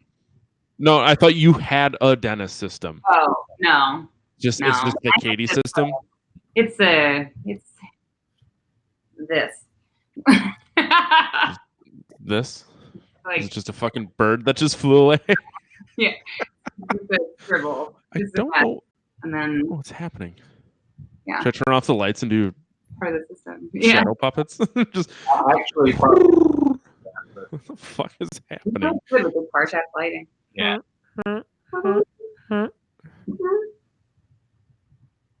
So we can agree that we've all lost our minds, right? Yeah. Okay, cool. I think so. I mean, I think that's what happens. I think that's the qualification to starting a podcast.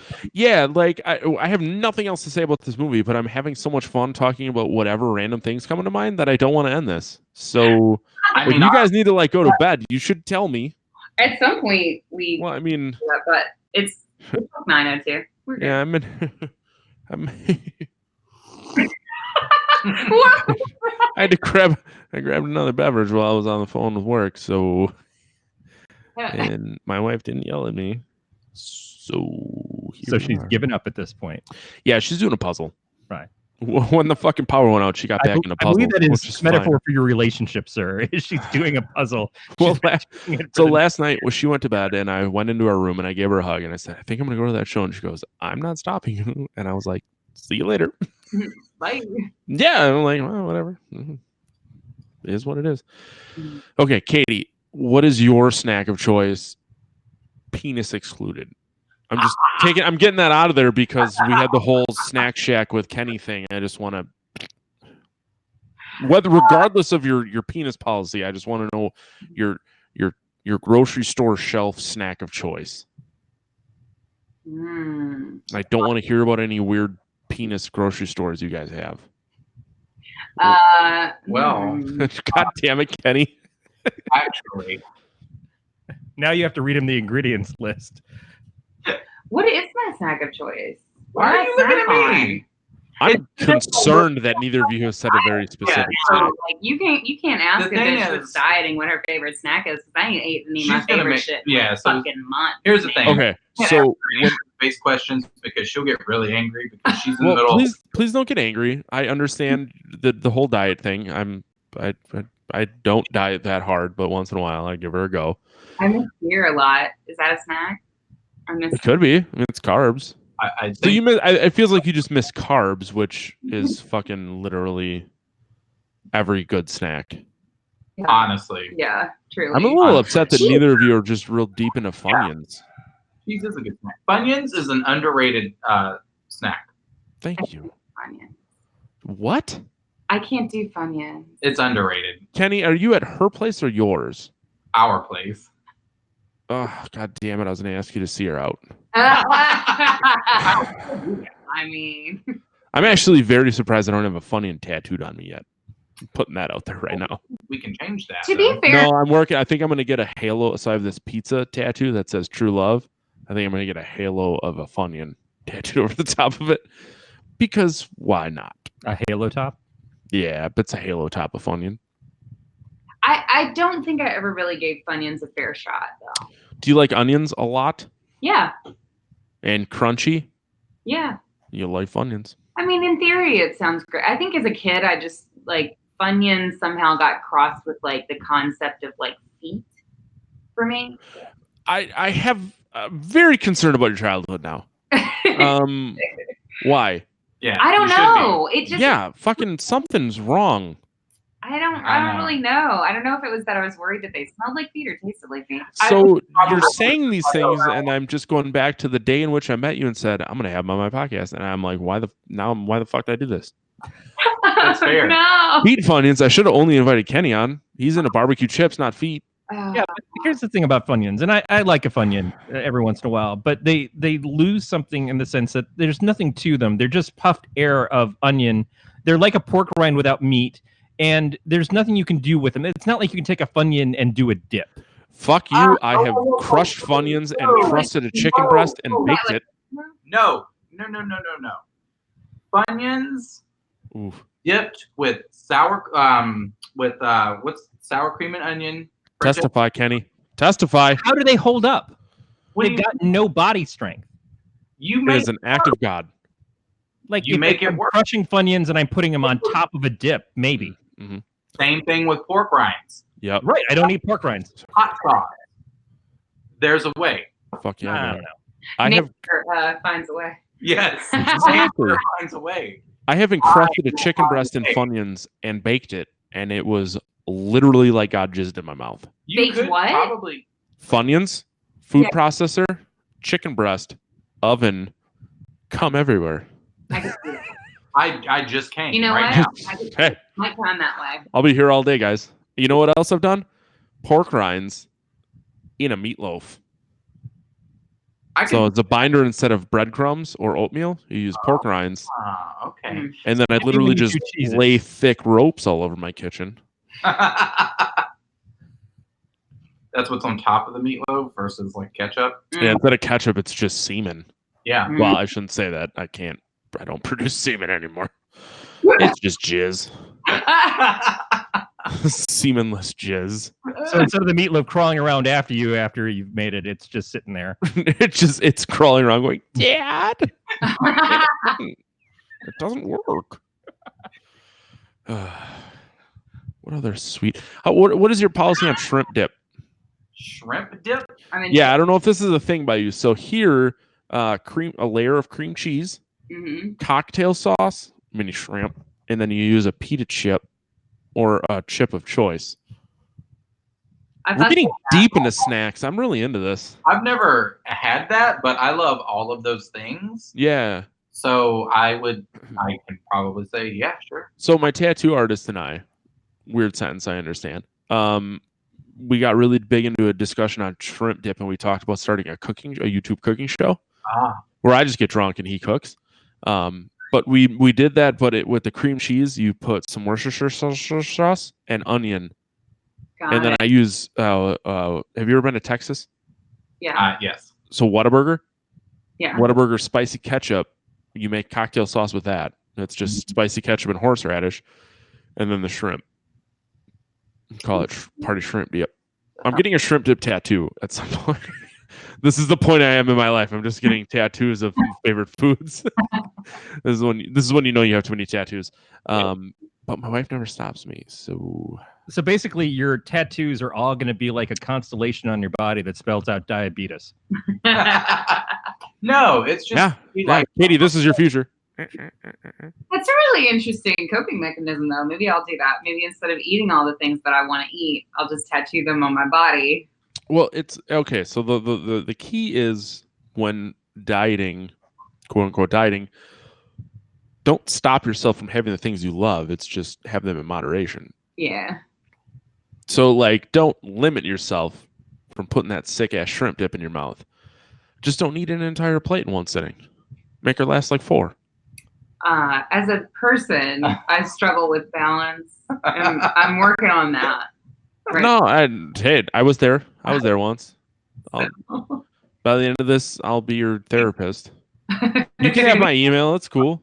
We came from a culture that was very much like you have to finish everything on your plate. Oh yeah, same here. Yep. I remember like going to someone's house down the street, and they were always like, "Finish what's on your plate. If it's on your plate, you finish it." Yeah. It was very hard for me to not do that, and then it got to a point where it's like, dude, I used to eat till my back hurt. Have you ever done that?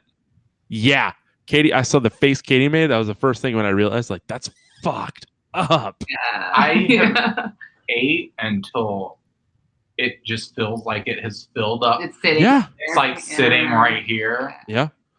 I went to a pizza buffet once, and my buddy and I ate 9 pizzas worth. Wow. 9 pizzas worth? Like, yeah, it was one of those wood-fired ones, so it was really only 4 pieces to a pizza. Okay. Still a lot of goddamn pizza. I see why your wife married you, though. That is the king's job. I to this day don't know why she married me. She said she would never date me because I got really drunk and sawed down a tree the first time we hung out with a handsaw, and I giggled so hard I farted. So yeah, I'm really not sure why she married me. She's probably in the other room wondering why she married me too. She may listen to this and be like, "I just whatever. I don't know why. I don't." I don't know. We could talk for hours about why I got married because I don't know why she married me. But I wonder if Matt's tether knows why he's got tattoos of food all over his body, and if that's why he's going to kill you. I only have 2. I'm trying to think of other tattoos that they should be more concerned about. They should maybe be more concerned about the giant chicken underneath their knee. Right. The black metal chicken underneath the kneecap. That one might be one to be worried about. How many tattoos do you have? Do you if they touch, do they count as singles? It's not a nacho plate. That's what I'm trying to. Okay, so yeah, we count them in visits. What? I'm sorry. What? I would count them in like visits, like not visits as far as like coloring. I started getting tattooed when I was 18, and I'm 33. Yeah. It starts. Yeah, but that's like saying I got hit by a car. I'm trying to like get into frame here, and now it goes here, and so 11 years of not me getting hit by a car. I'll just wait patiently for Corey to stop. So I have a 3/4 sleeve on my right arm. My chest down to my belly button is solid. I have almost a full 3/4 sleeve on my left arm. I got to finish my forearm. I have my 3/4 of my back done in a big horror piece. One on my right thigh. I have a half sleeve on my left leg. That's solid. And then I have a bunch of random shit on my left leg from my knee down. And then I have the one on my left thigh. And I literally I told my tattoo artist, I said, from the back to the back of my thighs, I don't care what you do, just do it. Because I'm like, I have no ideas, but I want it done, just do it. So I'm to that point. Okay. Shrimp dip. Does it give you anxiety that you might run out of skin though? No. Yeah, I don't think I will. It doesn't panic you? No. Because now it's just like I just want it done. I don't really care. Yeah. Like I have like my whole left arm is all memorial stuff. Mm-hmm. So I have like you kind of see this one. This was my best friend in high school. He died in a car accident. Mm-hmm. And then like this is fucking just really putting on a clinic here. These gravestones are for my grandparents, so it's all their death days. Mm-hmm. And then all the flowers are the colors of their birth months. Mm-hmm. And then this is 2 friends of mine that died when I was in high school. It's their death months, and it just says gone but never forgotten. This snare drum is a friend of mine that died. The first time I met him was the first time I went on quote unquote tour, and he was the drummer of that band, and they're from Kansas, so it's the Sunflower State. We went to Denny's and ate a Grand Slam, and he was the drummer. So it's a snare drum with a Denny's Grand Slam and then the sunflowers. That's awesome. Yeah, and then so beautiful. And then now you've got a chicken wing. So the chicken wing is the singer of his band, James, who was in my wedding and I was in his. We both got the chicken wings on our left thighs because we like eating chicken so much. Because we like eating chicken. Yeah. So like I have Jake, who's an avid listener of the show, is a very, very, very dear friend of mine. We used to play Nintendo. We used to play Contra together. Mm-hmm. And I was always the first player, and he was the second player. So I got the blue pants Contra guy, and he's got the red pants Contra guy on his side. Yeah. So it's like, yeah, it's kind of fucking goofy, but there's meaning to it. I have the Simpsons, like I have a full Simpsons chess piece. Because I fucking love the Simpsons. And it's like, you can't always be serious. So sometimes you get the Simpsons tattooed on you. Yeah, I get that. Yeah. It's like when some people, they're like, that's one thing that's like really irritating. It's like, what does that mean? What does that mean? It's like, sometimes it's like, you know. I had $80 and it was in a tattoo parlor. My sister-in-law made the comment before I ever met her. She goes, what kind of a freak gets the Simpsons tattooed on him? And I said, maybe you should fucking ask why I got the Simpsons tattooed on me. Yeah, we have a very weird relationship. Her parents and her. So it's not a whatever. It is what it is. But it's like maybe ask why. Yeah. I do love The Simpsons. There's nothing that I don't, but it's like, fuck, man. I remember watching The Simpsons when I was a kid. It reminds me of not giving a shit about the fact that I have to pay for the fucking roof over my head. Yeah, that's true. Yeah. Testify. Yeah, thank you. Trying to make it less uncomfortable. I was just gonna ask where Testify lands on the middle. We could make it a podcast about tattoos. You can show your tattoos. Do you watch Ink Master? Yes. So there was a chick who was on it that works at the same shop as the guy that I get tattooed by. Uh-huh. Melissa. Fucking, I don't even remember last name. Let me look it up. Got it. Cool. Shit, I know, right? I love that, Melissa. A lot of times the thoughts start, and then my mouth catches up with my brain, and it's like, oh boy. So, how's everyone doing? Season. All right. Nope. Season 6, Melissa Monroe. Monroe. Yeah, right. Yeah, no. She was like one of the fucking final 4 too, and you don't even remember that. It was season 3, season 6. 6. Well, season 4. She came back once. I don't know, whatever. Fucking whatever. But yeah, she tattoos in it's West Bend, Wisconsin, or Port Washington technically, but that's where the guy that I get tattooed by is out of the same shop. And he never wanted to be on it. And after I met her, I get why he never wanted to be on it. I guess it's very, very much staged.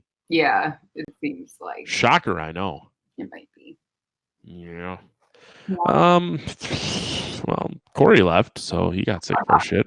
I was like, wait. I was like, oh no. He was like, what happened? So he has like weird internet problems all the time. So I'm assuming he's gonna come back, but I don't know. We don't know. Yeah, I just his tether came up and got him. fucking right in the pooper. Oh, never mind. He sent me a message. Work is calling. They're telling me I have to pee. Oh, he's got to pee. I don't know why he calling. They're telling me I have to pee. What? I don't know. He's a very, very strange guy. Let's talk about him while he's not here. No, let's do it. So I don't really understand why I have him as a co-host, but he keeps coming back. Just keep showing up. Yeah. So, how are things? Good. My cat showed up. Oh. Here, be famous. Here, look. Oh, famous. Yeah, all 7 people. That's cool. What's your cat's name?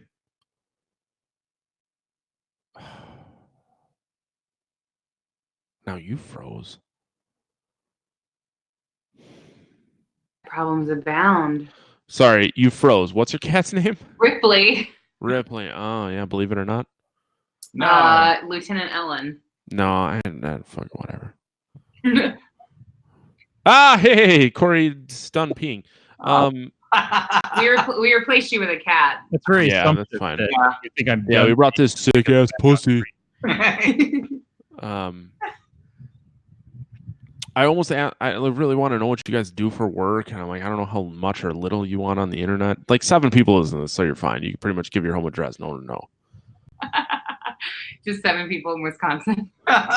Well, 4 in Wisconsin, 1 in Switzerland. Well, why don't you guess what you think we do that would be fun. day jobs? That would be fun. You give us our day jobs.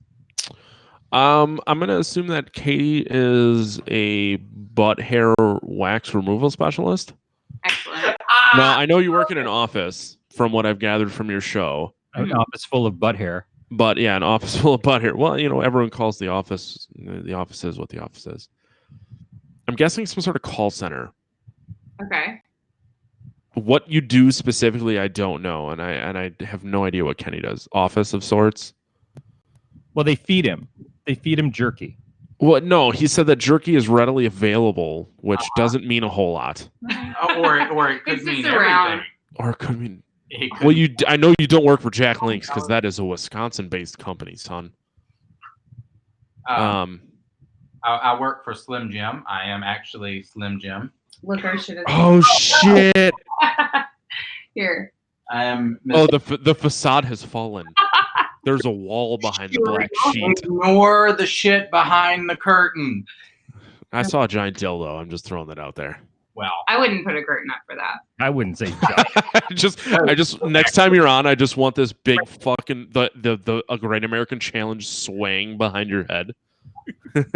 just randomly turn around, just slap it. Yeah, I mean, if you want, she can grab it. Like, if you had the Great American Challenge, that would make my life complete because I don't know how many times I have referenced that utensil on this show. Readily available on Amazon. Sponsor. Are you sponsored by that? I want to be sponsored by it. I'm trying really hard. Great American Challenge. You should email. Use podcast here for 10% off your 18-inch dildo. 20. You can get an additional 25% back if you show us you Don't show me using it. I don't want to see it. That's no. Okay, so Kenny is Slim Jim. So you're Randy Macho Man Savage? No, I wish. No, you were not close at all. Oh shit! All right, no, there's nothing wrong with that. I'd rather you not work in an office. I do, and it's fucking soul crushing. So I work in human resources actually, as a human resources coordinator for Capital One. Oh, I have a savings account with you. Thanks.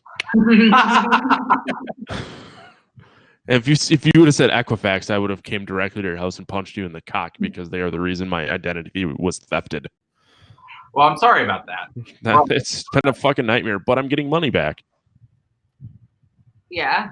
Would it blow your mind to tell you that I was too lazy to try and get the 20 grand and I settled for the $125? That is a true story. So someone recently tried to open 6 credit cards as me. Jesus. And some guy called my parents' house, which I haven't lived there in over 10 years, my wife and I, saying he was from the San Diego police trying to get a hold of me. All because Equifax got hacked and my data was leaked. And yeah, I called the San Diego Police Department and I was like, hey, this guy's calling me. This is the number. He just says his name is Mike. And they're like, well, there's a lot of detectives here named Mike. And I said, I get that it's probably not real, but, you know. And he's like, well, don't call him back. I said, no fucking shit. But yeah, so I get $125 compensation for that. Wow. Wow. All right. Yeah. Don't drink and drive, kids. But by accepting the compensation, you still retain the ability to do a lawsuit against them.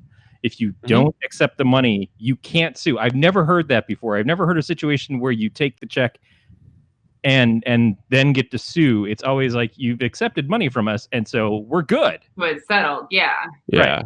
Well, Just for what it's opposite. worth, Jack Pacone texted me this thing and said, hey, you may have had your data breached. You should check it out. I'm at a fucking death metal show on my phone, like getting my class action settlement.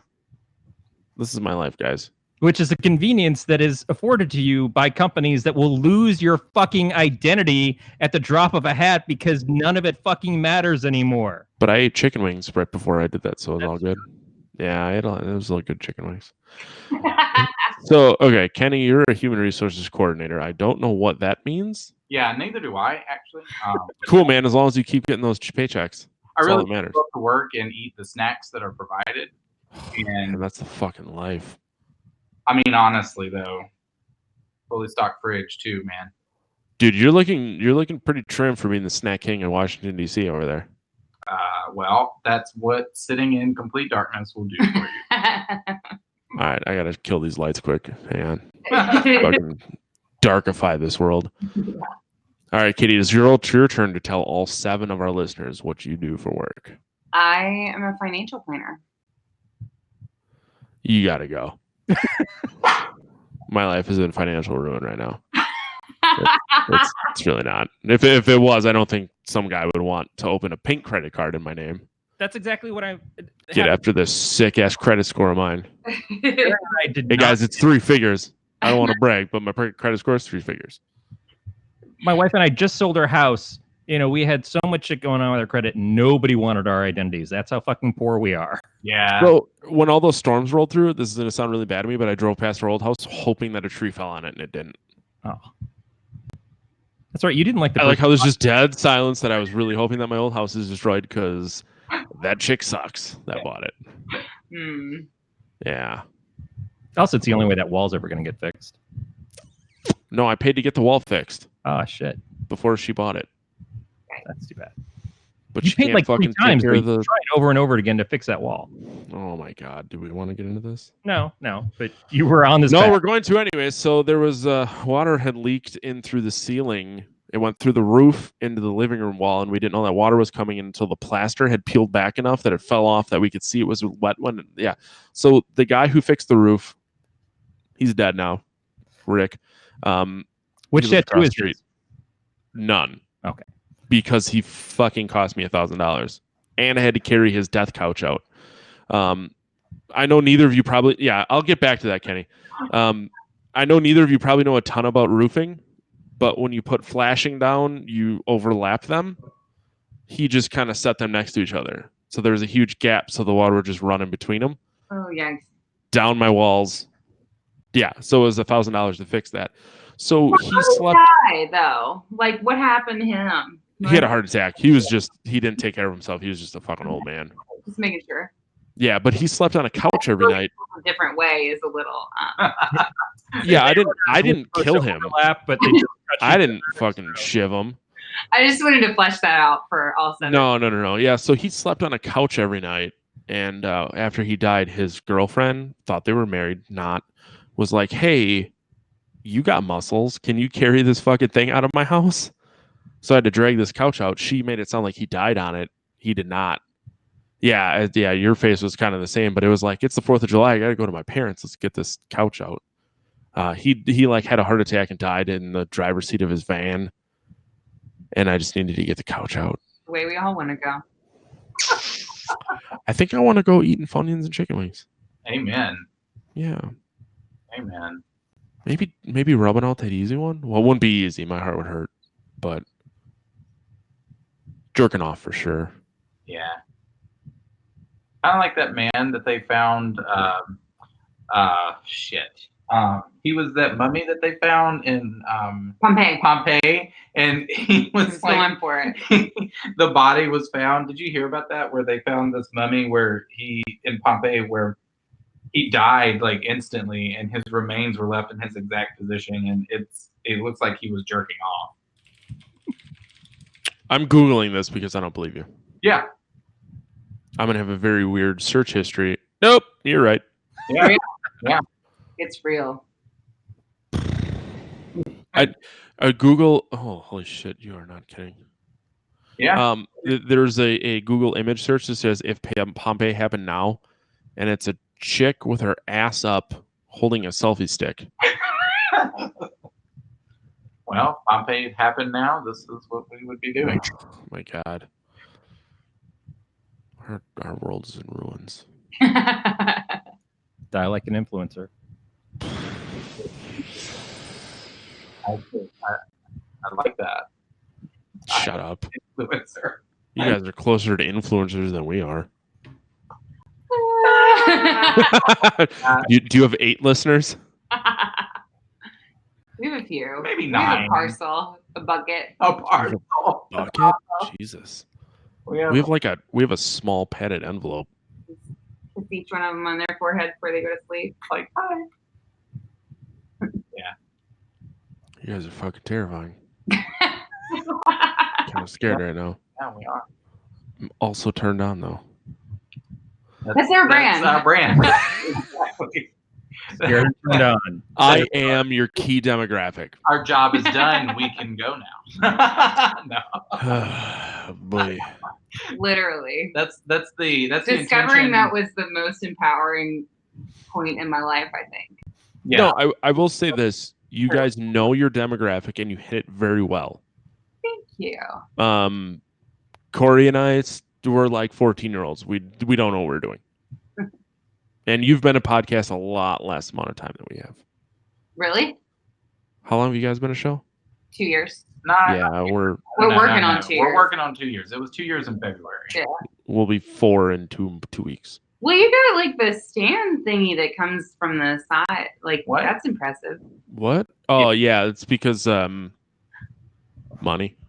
I paid $15 on Amazon. Yeah. So that I can do this. Yeah. Because I really like getting my mouth up in it. Oh God, I just kicked my desk. But you can, yeah. No one knows I'm even like swiveling around. There you go. Swiveling hard. That's amazing. I'm having a hard time getting back to center. Did wheeling around his room on his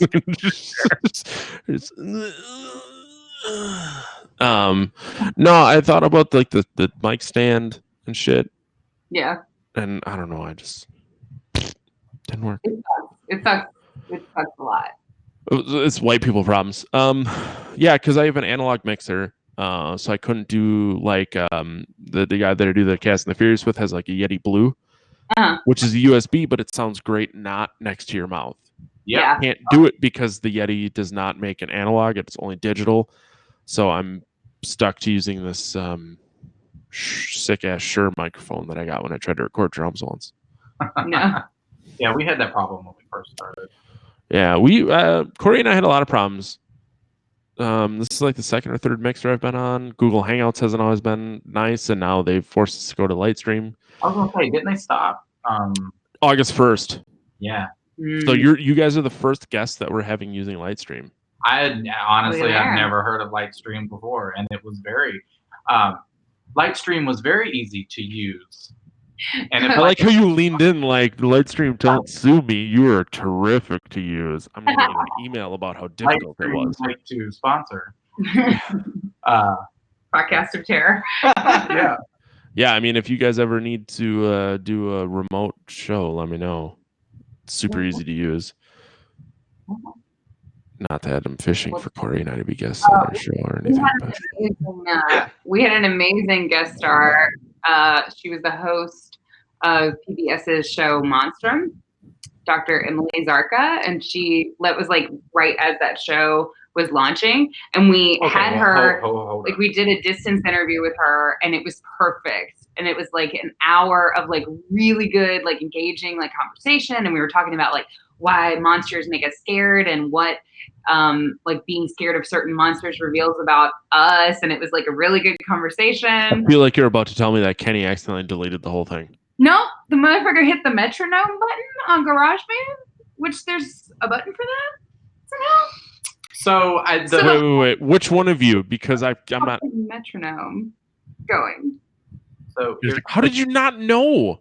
Because here's the thing: the computer, like so I didn't hear it, and I think what happened was when I was expanding the window or like doing something, I think I accidentally clicked it, and because the computer was muted, I didn't hear it. So we did this whole interview, and it was amazing and beautiful, and then when we went to go play it back, there was just the metronome sound going back and forth. And when I tell you, I just died inside. Why? Okay. I have so many questions. But you died to a funky beat, right? I mean, that's... Oh, yeah. I died to that. Damn it, Corey. The fucking interview was on time. What? Oh, my God. Why didn't you save... Why didn't you just take the metronome out? Because you exported it instead of saving it as whatever GarageBand's native is before you can remove it. I get that. The other thing you could have done is figured out. Yeah, right. I already know the answers before I ask them. But why didn't you figure out what the frequency of the metronome was and just remove that? So listen. Tried. No. Just, this is why we're friends now. I can help you with these things.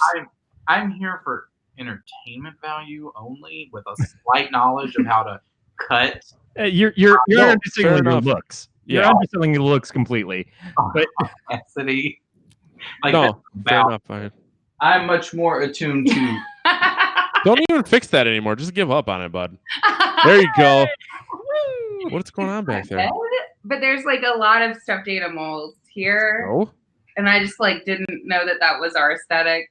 Who gives a shit? So I have a fucking Mario, and you can't tell because I had to cut it out so you'd all fit. But I have a Mario and a Luigi. Woo woo. That is what those are. Yeah. We just didn't want you to think that she was some sort of weird. I have a futon behind me. With her, I'm just really bad with directions. The futon his neighbor died in. Oh no! This is brand new. We bought this brand new. We put the sheet on. I wash it. Oh, I thought that was the death couch. No, this is I would look down on being a cam girl, but really, I would be like, "Oh, I know. Let me get that money." That's the next step. We'll get. I really appreciate Corey's drinking fucking Red Pop. I really appreciate that you took the time to put a sheet up when I got this fucking tree out back. It's actually out front that I refuse to trim. And now that it's dark enough, you can see the reflection of both of my computer screens and my light ring. Yeah. Wow. It's like aesthetic though. It's fine. Yeah. It is what it is. There was a question I thought to ask you 37 seconds ago, and I forgot. Very precise. Yeah. Anyway, the long story short on that episode is that we had an editor put a filter on to try to take the pop noises out. Oh, okay. And it didn't, I mean, it came out okay-ish, but not okay enough for us to release like on the main like feed. So we put it up on Patreon. We'll we were be like, putting it up on Patreon. listen to this sick ass interview that we did that was amazing with fucking PBS. Can you tell me what it's like to have a Patreon that people contribute to? Because I don't know. So there's been some ups and downs. You die a little every time someone says you read that they so-and-so has deleted their It's a lot. There's a lot. Yeah. There's a lot of like self-worth that gets tied into that, and it's nasty. And then we just decided we didn't care. Yeah. Fair enough. Really bad. Yeah. Deciding you don't care is the best thing you can possibly do. And to be clear, deciding you don't care about financial support or that kind of thing. If you just continue to do the show because you love doing the show, because of whatever interaction you get from people is fantastic. That's the greatest thing you can do for yourself and your mentality, because otherwise you show up every week and you're looking at numbers and you're looking at stats and you're looking at stuff and you're just like, why the fuck do I keep doing this if this stuff is just a rocket downhill? It hurts. And you shouldn't do something that hurts you. You should do something that makes you feel joy. That's literally why we took a random 6-month hiatus, because I was having fucking heart attacks over that shit. Yeah. This is the podcast of feelings now. It's a podcast of how to manage your anxiety as a podcast. True. Well, I mean, so you, as a content creator, you obviously want to create something that everyone's going to like, which in where we are as a society, you can't do that. That's physically impossible. That's like the people you can make is to try to make something for everybody. Make it for your specific audience and don't give a shit about anybody else. Please. But people exist to only shit on what you do. Yeah. And that's what sucks. And I was talking to someone the other day, I don't fucking remember when it was, but it was like, why can't someone, if you don't like I don't like Nickelback. If we talk about it, I'll tell you I don't like Nickelback, but I'm not going to go on their YouTube videos and be like, you guys are a bunch of dicks. Right. You write shit music, go fucking die. Yeah. I'm just going to go find something I like. And it's like the fact that people exist to do only that is upsetting. And it's like, as someone who, and all of us are content creators here, but it's like, why can't you just be like, cool, man, you do what you do. It's not my thing. I'm just going to go somewhere else. If you just don't like me, just fucking go away. Like, you don't need to say Exactly. You don't need to nobody needs your comment. Mm-hmm. Honestly. Well, we had someone recently that said that on one of our episodes, they commented on our YouTube video that was like, you two should be disappointed in yourself. No, you should be ashamed of yourself. So there's the gang stalking episode. Yeah. And YouTube is, I really liked that episode, actually. My wife and I listened to that on the way home when we met you guys. Because we're like, we're going to find out if we like these motherfuckers or not.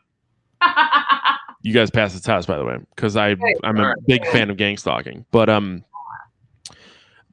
so there's either this is a very generalized question. Do either of you like pro wrestling? Yeah.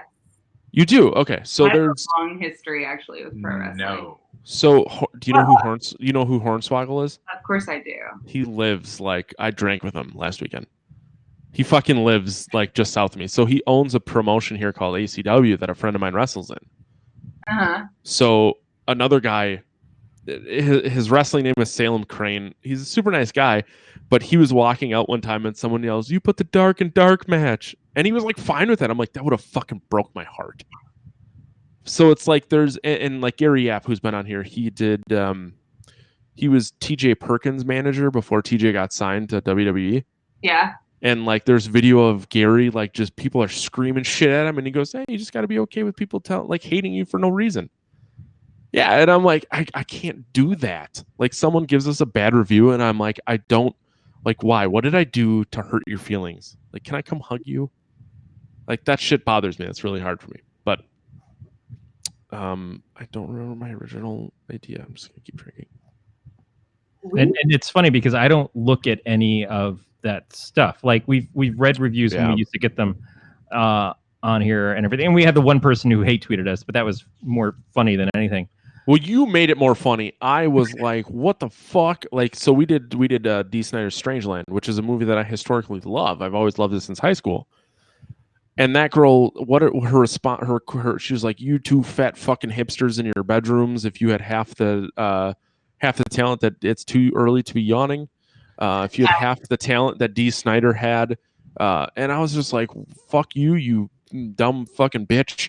And Corey's like, "Let's just get her to come on. Let's talk about it." Yeah, I Fuck talked to this her, girl. and she was ripping us up, and she was mostly ripping me up. She was like, "Well, she was too guy fucking stupid to realize that I loved the movie." I think. Well, that too, but she was like really into destroying me, and it was fine. And I was just like, "Well, hey, why don't you come on the show and you can tell us your opinions of the movie and stuff, and you can make a case for it. I'm the one who had a problem with it." And eventually she was like, "Okay, maybe I'll come on the show." And I'm like, "That would be great." And then she never talked to us again. But it was just funny to me because, like, I don't disagree that D. Snyder has more talent than we do. He made a movie. It was not my favorite thing, but whatever. And Twisted Sister too, but whatever. Also Twisted Sister, which is a big deal. I don't have a problem with somebody saying that we shouldn't just be tearing up somebody else's hard work and stuff. And that is kind of what a review show is, and I feel bad about that sometimes. On the other hand, I'm just going to tell what I feel about stuff. I don't think my opinions are more valuable than anybody else's. When it comes to reviews and that kind of thing, we have like 4 or 5 people who showed up in the chat here while we were doing this. That matters the world to me, is that there are people who choose to come and listen to us live and hang out and talk when we're doing this, and that is all I need from this. And we've done plenty of times where we don't even have that. So this is my time to hang out with my best friend. And to the other point is, like, and I thought we were getting into a dick swinging competition when you were talking about your PBSs. We had beer. Deborah Voorhees. Yeah, sorry, I did. Deborah Voorhees from Friday the 13th 5 was on our show. Oh shit! And she was a fucking sweetheart. And it's today's her birthday, by the way. Yes, it is. That's why I went to look. Yeah, happy birthday, Deborah. But the thing is, like, if you would have ever told me when Corey and I started doing this that anything like that would have happened, like Derek Herbert was spot on here. He was the producer for the Kane Hodder documentary, and his new movie looks great. The new one that he produced, it's so good. It's a really good movie. My wife and I watched it when we got our power back last weekend. So it's like just that shit is like. I'm sorry that you didn't like the fact that we may have felt differently than you for something. Yeah. But it's like this has still afforded us to do a lot of really cool stuff. Yeah. I think focusing, like Corey was saying, focusing on the people who do listen and focusing on the people who support you and care about what you're doing and are kind of like get it. Focusing on the people who get it, as opposed to because we've been hate tweeted on Twitter before, and it's like whatever. Yeah, people have had problems with like the way that I covered like certain cases or like that I got wrong or whatever. Yeah, you can hate tweet me on the babysitter. I'd have to reinstall Twitter. I'm not doing that. Yeah, we're not. But we've been hate tweeted before, and usually we just like retweet it, and we're like, ugh. In the words of Matt, I'm sorry to cut you off, Kenny, but our previous guest, Matt Vincent, who's more famous than all 4 of us put together, if someone's saying something bad, you're doing something right. Yeah. So yep. My thing is that I actually get joy from the monster. I get joy when I see don't 1-star review us, okay? We got a 2-star today, and I'm very sad about that. Oh, wait, what? I'm happy somebody listened. Well, yeah, Corey is very much like someone shit my pancakes. Well, at least someone came to shit on my pancakes. Exactly.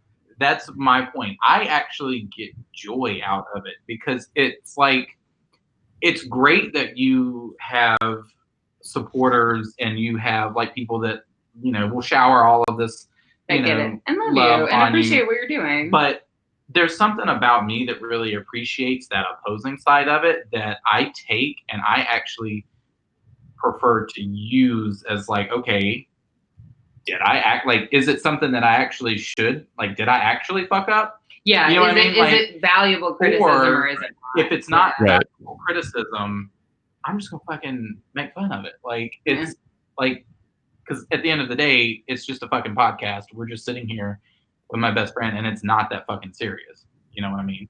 Right, but you're still taking your free time outside of being an HR coordinator to create coordinating HRs. Yeah, right. So so it's like you could be watching cartoons or playing video games or whatever you prefer to do, but you're creating something, and someone's like, "What's that?" Masturbate. Yeah, I'm okay. So I mean, the 47 seconds that you'd be jerking off for, you still have a lot of night left there, big guy. But it's like you could literally fucking, you're taking time. Like we're up 2 hours and 25 minutes since you guys decided to show up late.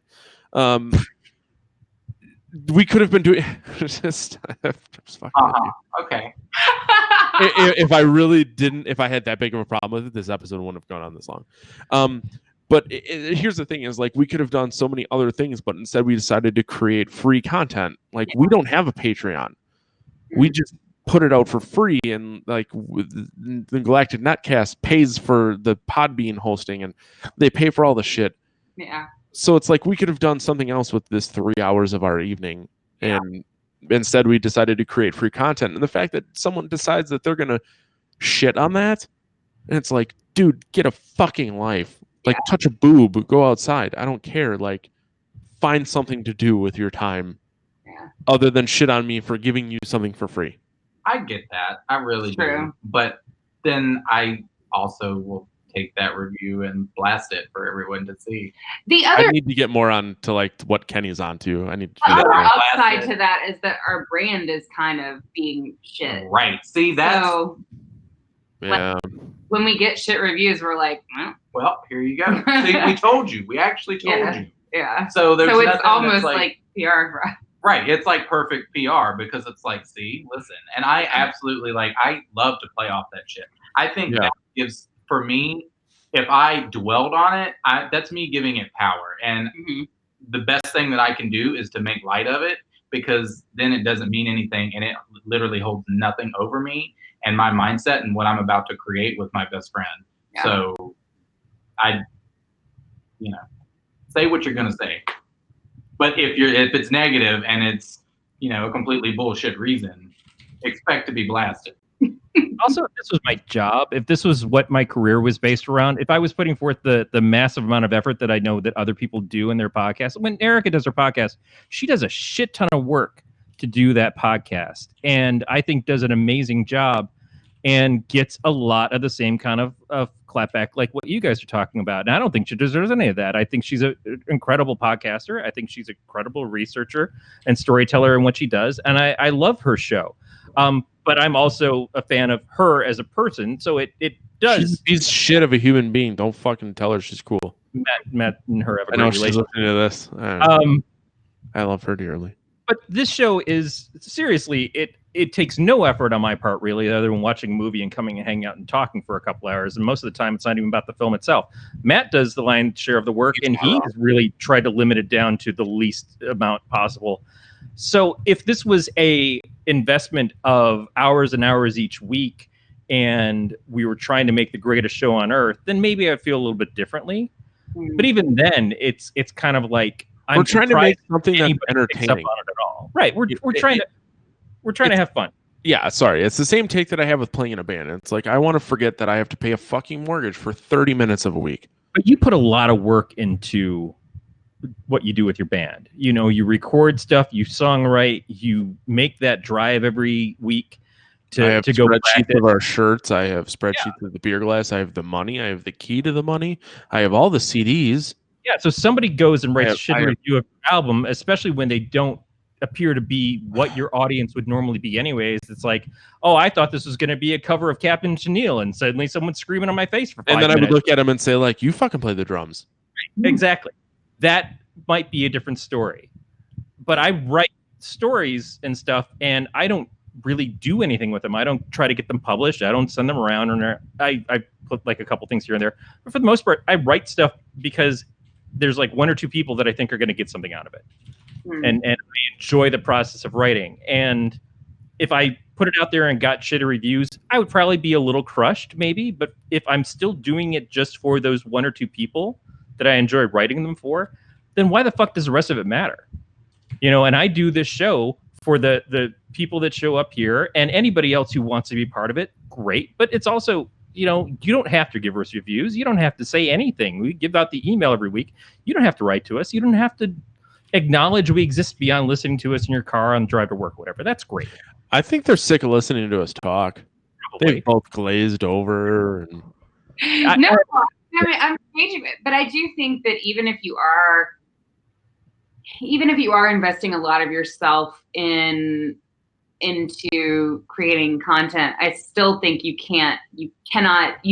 still have to do it for whether you have 4 people who are showing up to listen to you, or 1,000 people showing up to listen to you, or 1 million people showing up to listen to you. I think you have to separate yourself from the negative feedback and not let it fuck with you, because you can't be you if you're a stress ball because somebody gave you a 2-star review.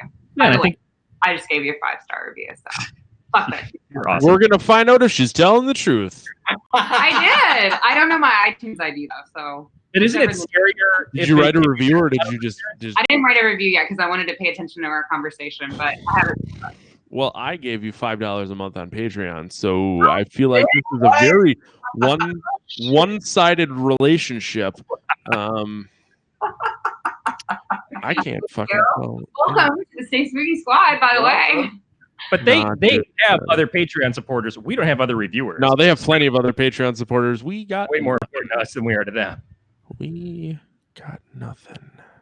But you don't have a Patreon, do you? I'm sorry, what? You don't have a Patreon, do you? The show doesn't. Oh, our band? Yeah, no, our show doesn't. Oh, yeah. Because no one would fucking give us money. We surprised out of. I'm gonna tell you what. I'm like, what? Yeah, so here's the thing. If we did a Patreon, which it would be terrific, and I'm sure someone would give us something, that's just more content that we have to create, and that's not something that I'm willing to. No, and you're laughing at me, but it's like I don't want to. No, I am laughing because I understand. We understand. Yeah, and it's like that's not something like. And Corey makes fun of me because I am always like, well, I gotta fucking mow my lawn. Well, that's like I get home from work at 4:30, takes me 2 goddamn hours. Well, all of a sudden it's 8 o'clock, and I need to eat dinner and scratch my nuts. It's 9. I go to bed at 9:15 because I'm 45 fucking years old. Matt, my lawn mowing is a 3-hour process now, so I understand. Yeah. I don't live in California. It shouldn't take you 3 hours. Your lawn's not that big. But the process is I have to go over to my parents' house, help my dad set up the thing to get the lawnmower over here, the whole prep work and everything, coming over here, doing the lawn work, then getting him back over there and taking everything off the trailer and taking it all back down again.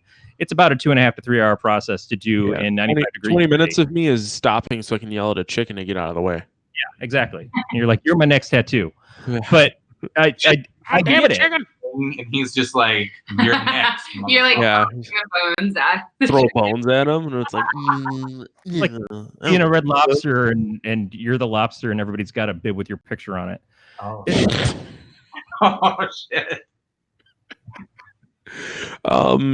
So we have to rate this movie. Yeah. Movies. I feel like we should maybe wrap this up. It's getting late for you guys. I mean, it's getting late for me. It's just getting later for you. True. I mean, I could just get in. If we just move the camera up a little bit, I could just get in bed. We could just keep. No. So what we need to do is the next time we have you guys on, we're going to start earlier, so that we can fucking straight put out like a 4-hour episode, and it will not knock in anyone's sleep. I'll bring a cooler. I will have to take piss breaks. That's fine. We'll take them in shifts. Yeah, shit will get out of control. Because I didn't wear pants. Yeah. So I can't go anywhere. Wait, what? Right here for as long as we keep going. Yeah, she's not wearing pants. So I'm stuck here. So like, wait. No bottoms at all, or just not like pants? Underwear on, like. Okay, and that's what I was curious. I'm like, does she climb out in front of Kenny? Because that's weird. No, because she does frequently.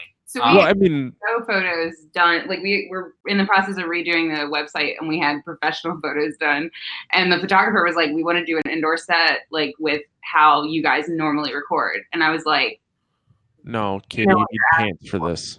and he was like, "Yeah, like how you guys normally record." And I was like, "I mean, I'm gonna take my pants off because I literally have never recorded a single episode of the podcast in pants." Yeah, that's true. Ever. At least you put a shirt on for this. I'm real proud of you.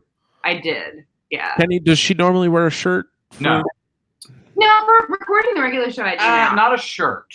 I wear my sleep shirt. But that's not like, this is like a button down like shirt that you have.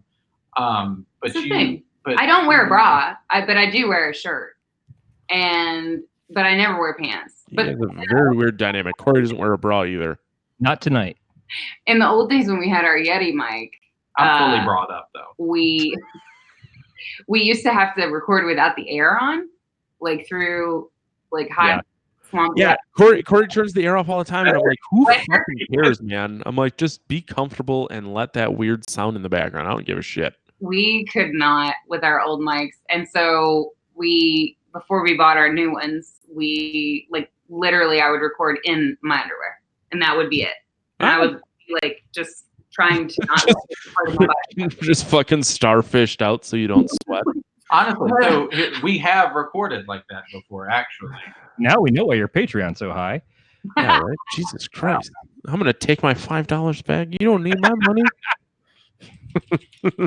We have special tiers. I do read smut on the Patreon. She does. I know, I saw that. It showed up in my email, and I'm like, what is this? It's pretty fucking funny, actually. Well, spank bank material for later. It's all it's horror smut, but it is so poorly. We could totally have that be done, but Matt doesn't read. Not well. You want me to try and read their Patreon stuff? Because it's not going to end well. No. Oh, Damn, bae. Oh, God, no. Oh, You God. are really pulling on a little haunted heartstrings. You want me to stop, or do you want me to keep going? I can keep going. There's a tote bag down at the end. There's two bag in it for you. You know, we get that tote bag. We love you right back. Distribution notification on our show, access to all our bonus audio and visual content through Patreon. Oh, damn, I want a handwritten thank you note. How much? Yeah. I really have to give you $35 a month to get a handwritten thank you note? You're going to get one of those, actually. Sent right directly from myself. Oh, fuck that. Yeah. She'll write it, and you'll know that she wrote it without wearing pants. Yes. Probably. You know what? And I feel a little bad saying this, but I said I want to know you wrote it without hands. I wear pants on, so it's just. But yeah, a fucking free That's T-shirt different. and a tote bag. And a handwritten thank A you. tote bag, because we had somebody from PBS once. We had to give you a tote bag. You could tote all your shit around. We have one of our listeners who's been with us for like ever. She's like a soccer mom, but she's the coolest soccer mom you'll ever meet in your fucking life. She's bad. Yeah, don't shit talk soccer, man. I played soccer. I love it. She Do wicked metal. and she has her own clothing shop, and she like knits all the time. And the Haunted Heart tote bag is like her knitting bag that she carries with her to like all her kids' events. Yeah, that's cool as fuck, actually. Yeah. We have no one like that. So thanks. No, actually, she would probably. I'm gonna have to recommend you guys. Although I think now we have 9 listeners, Corey.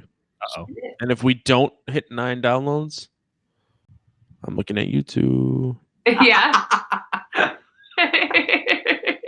Just saying. I was just gonna say, Matt, this week I did my my best effort to wear only T-shirts that related to either you, Levi, or my wife. So I wore my hate shirt, I wore your band shirt, I wore the new T-shirt that my wife did, and I wore the new Levi Smurf shirt.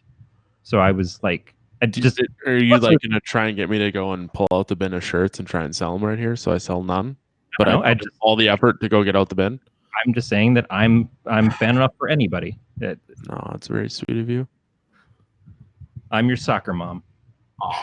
Aww. But you didn't fucking bring orange slices to the show. That I'm glad with my only hands, Katie with thought my that was heart. funny. Fucking no one gets orange slices, vitamin C, and hydration. I will ship you a case of Ecto Coolers. Yeah. I don't want fucking ecto coolers. Yeah, you do. I do. Don't lie to me, you little whore. We have to fucking rate this movie. I know. It's been going on for so goddamn long. All right. All right. All right. How to fuck, marry, kill? Wait. So Yes. fuck, marry, kill. Yeah, marry, fuck, kill. So if you fuck it, Listen. you watch it once, you let her go, you kill it, and you really hated it, you'll probably never ever watch this again. Marry it, you'd purchase it. Like a true marriage, you pay for it for the rest of your life.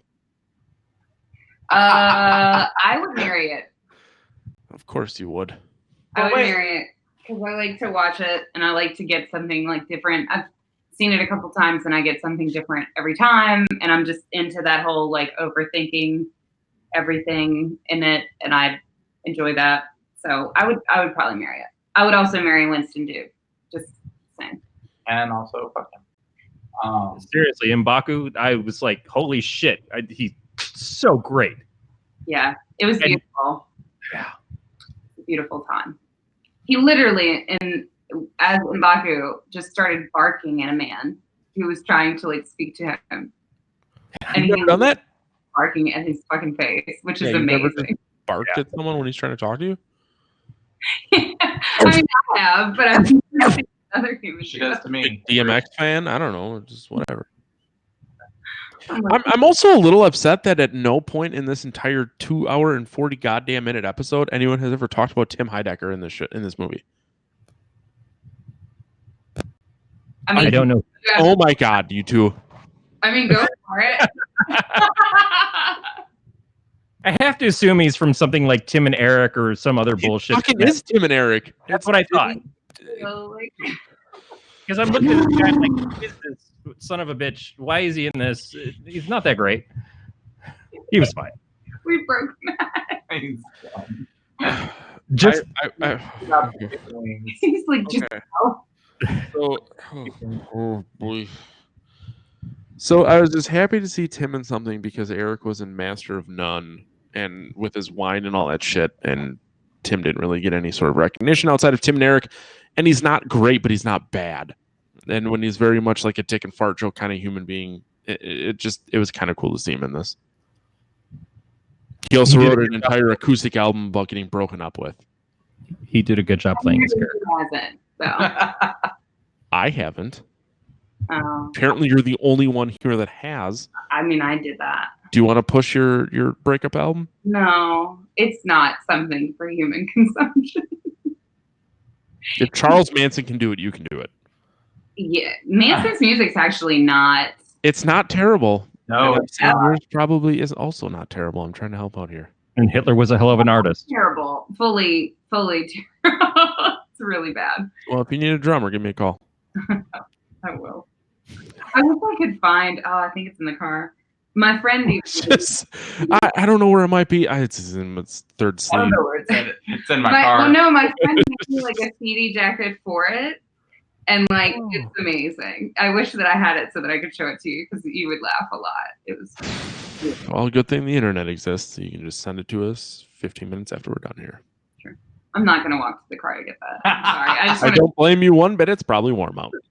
I'm going right in there. Like.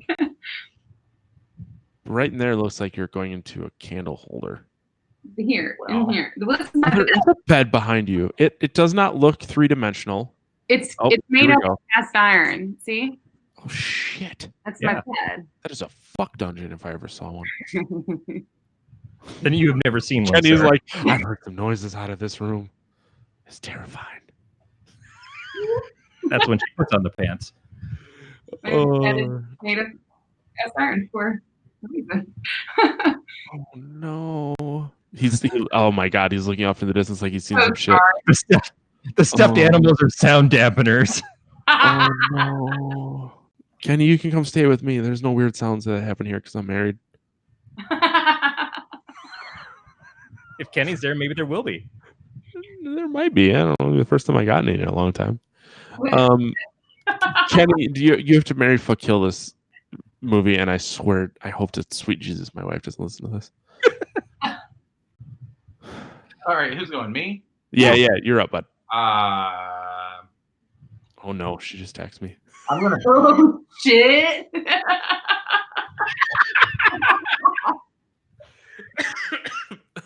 I'm sorry. I just want to say we've now made the rounds that everybody, including your wife, has interrupted Kenny being able to speak. Don't worry, it's just a picture of my dog sleeping. Let's see. Oh no! Look at That's a beautiful glare.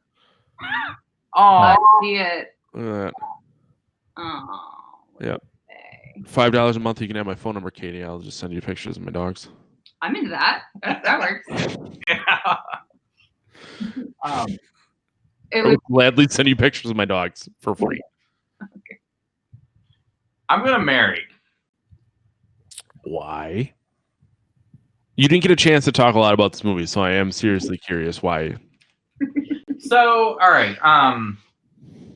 And that's all the time we have for Kenny. You know what? I actually wouldn't hate if you ended it there. No, I don't want to cut you off. For the gag. For the gag. Do it for the Yeah. gag. Totally do it for the gag.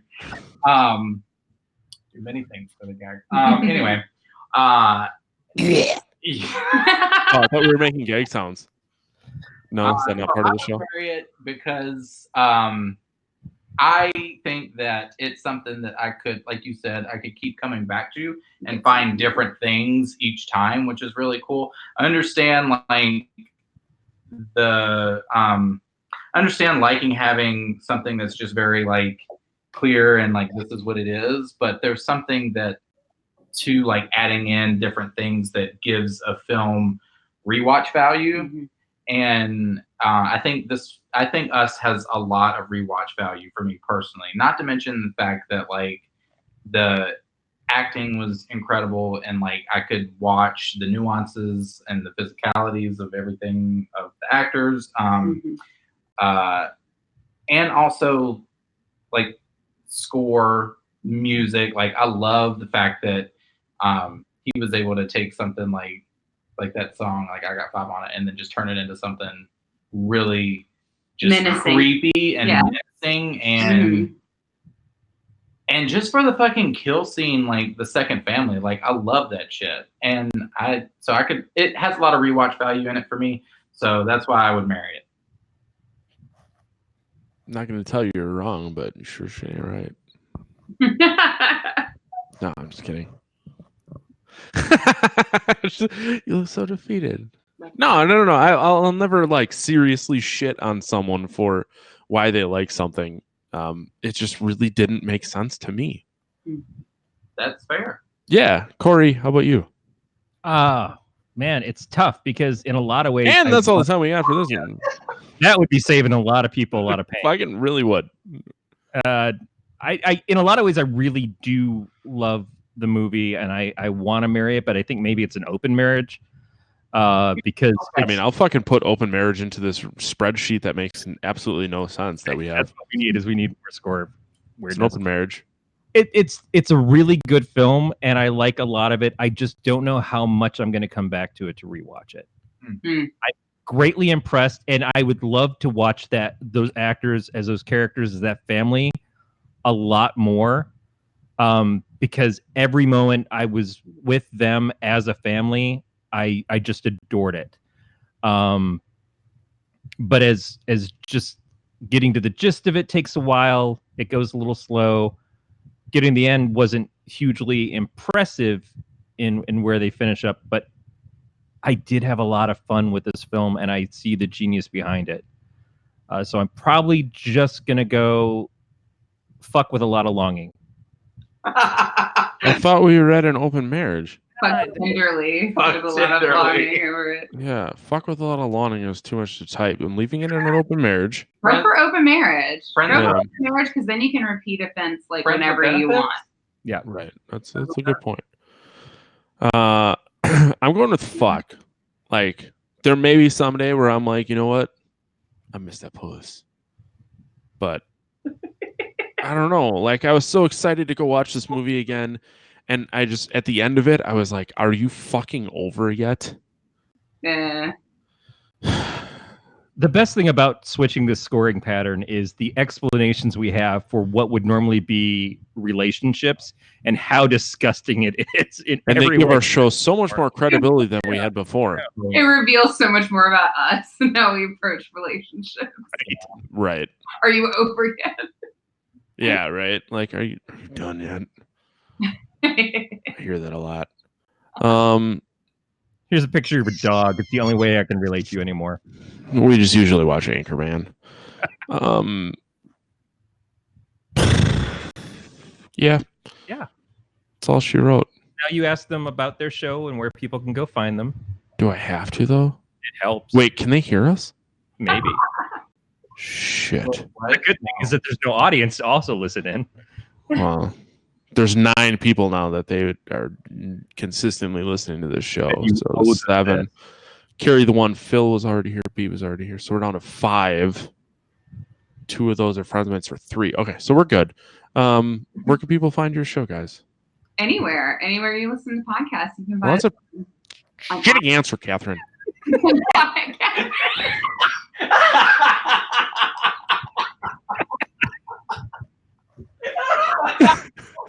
I'm sorry. I'll drink less the next time you're on.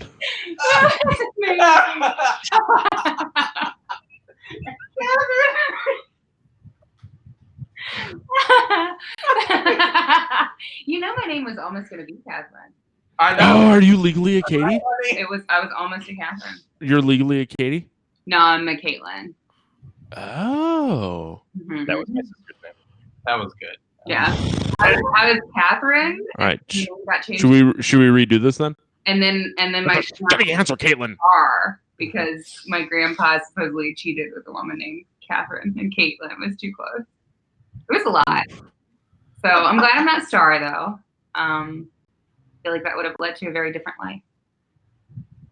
Huh. That's okay. You could know Matt for like 2 years and not tell him your real name and then confuse the fuck out of him one day. Hey guys. Corey's real name is Donald. Really? Took me 2 years to figure that little gem out. Donald Cantwell.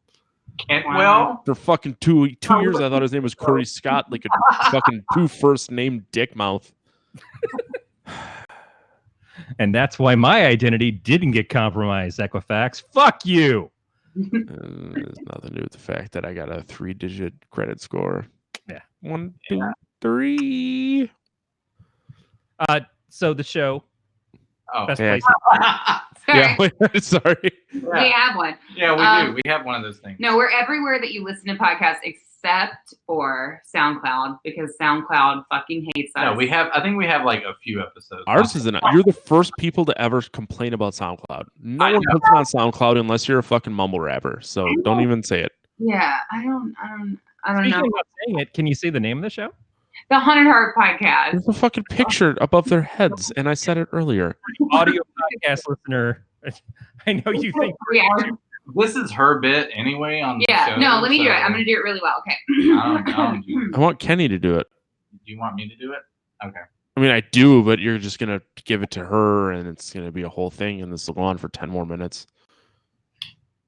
Okay. Not because you're not a short-winded little buddy. I'm just saying we're gonna fuck around like a bunch of dickheads because that's our problem. Yeah, I know. Ouch. Another cat. Yeah. Wait. That's a different one? Yeah, that's Minerva. It's a really good Deftones song. She's a black cat. She's cute. And when she wants to listen to the Haunted Heart podcast, she goes to her favorite podcast app that's not SoundCloud. And comes in on Wednesdays for full episodes. And then on the weekend, she checks us out for Netflix and Kill, where we review, as we said at the top of the show, a current streaming film on Netflix and give it a chill or kill rating. So you can find us there. You can find us on Instagram at The Haunted Heart Podcast. You can find us on Twitter at The Haunted Heart. And you can find our closed Facebook group on Facebook if you search The Haunted Heart Podcast there. And that's actually a cool group. You should join that group. Yeah. I'm in it already, so thanks for paying any sort of fucking attention. Sorry, we have a murder mod squad that deals with that. So. Sorry. What? They have mods. You have people? Yeah. What's it like to have people? Hey, we kept Beatmaster up until 4 o'clock in the morning a couple weeks ago, trying to figure out how to make the show work when we were doing it. He's Swedish and he was in Spain. We had a 10-minute conversation on time zones. It was very strange. Trying to think if there's anything else about your show that people need. I don't think so. No, I don't think so either. Just search, man. If you search the Haunted Heart, in some places it pulls up this pastor who was really active a couple years ago, but I think maybe he had some trouble with his faith because where do you think I got the pulpit? God damn it, Corey. What? I wiped out the competition. I took his pulpit when I took him out. Oh wow. Yep. There you go. Yeah. Yep. Uh-huh. Corey, what are you fucking doing whatever with this week? I'm sweating balls. This is why do I do this? Why do I come up here for 3 hours on a Sunday night when I know I got to be up early and this is not going to shower off easily? I need to put a toilet in here. That would be amazing. That would be literally the best thing I could do because then I don't have to worry about peeing. Yeah. You pushing your wife, yourself. That's what I do. Rude. Just down the stairs. Yeah, I live in Michigan now. It's okay. No, it's just part of the vows. Yeah, you know what? I've got nothing to really pitch this week. You can follow Corey's wife at Hag_attack. Phil Rude is Phil something Rude. I think 45. His Instagram. He's got a page. Phil Rude, that illustrator guy. Yeah. On Facebook. Yeah. Trying to think of everything you could ever think of that you like to talk about.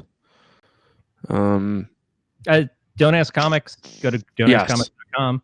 You can see some of the comics I helped write with Levi Krauss, and you can see all his other work. He's been posting the original Levi's World books recently on there, so it's always fun. Yeah. Matt, where can people find you? Up your ass and to the left. That's where we find Matt on Untapped. Matt the Lifeguard, 2 T's. Yeah, you can find me on Instagram and Untapped Matt the Lifeguard. I don't use Twitter anymore. I didn't tweet anyway, so it doesn't matter. I'm trying to think of other things we talked about. randomspress.bigcartel.com if you want beer glassware. Yeah. I'm not being. I don't want you to think I've.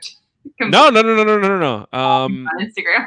Let me, Katie. Let me know if you're gonna get something. I'll say something to James. He can send you a nice dick pic with the glasses. What? Nothing. What? Yeah. No, James is a really good friend of mine. So if you're gonna get something, I'll just let him know that you're a friend of mine. Oh, cool. Not saying that this is gonna get you anything other than a box with maybe some Rick Astley pictures in it, but yeah, that would be interesting. It's happened to me more than once. God, if I had a box of Rick Astley pictures, I don't know that I could ever get that up. Jesus fucking Christ! You deserve that. It's 3 hours. Wait, why are you drinking hard seltzer on Instagram? Because okay. Did you read? Hey, did you read the fucking caption? No, not yet. Do it. Hey, Hornswoggle, fight me. I'm unruly right now. So earlier that night, Swoggle gave me a White Claw, and I said, I don't know, man. I'm more of a Truly guy. And he says, because you're a fucking pussy. And I said, I like to get unruly with Trulies. So then, whatever, we were buddies. So then I went home and continued to drink and sent him that picture on Instagram. Cool. The most passive aggressive, I don't think we can be friends anymore, cool I've ever fucking heard. This seems like a really bad time to ask people to rate us on iTunes. Okay. Yeah, well, you can't rate us any worse than a 2-star. Well, you can every once in a while, but please don't. You literally can. Shut up, you guys. Challenge accepted. Well, we have more than 9 reviews, so I'm hoping whomever will never ever notice that. Oh, Kenneth. Other listeners, if you rate them less than 5 stars, I will fucking come find your ass. Yeah, we'll get you. And it won't be good. No, won't be good getting you.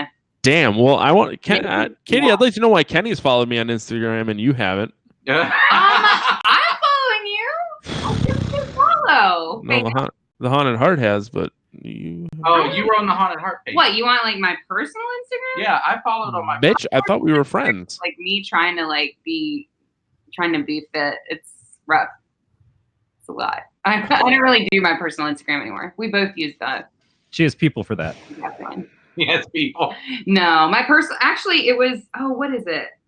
I think it was like Final Girl Fit. She ain't been updated in a minute. So.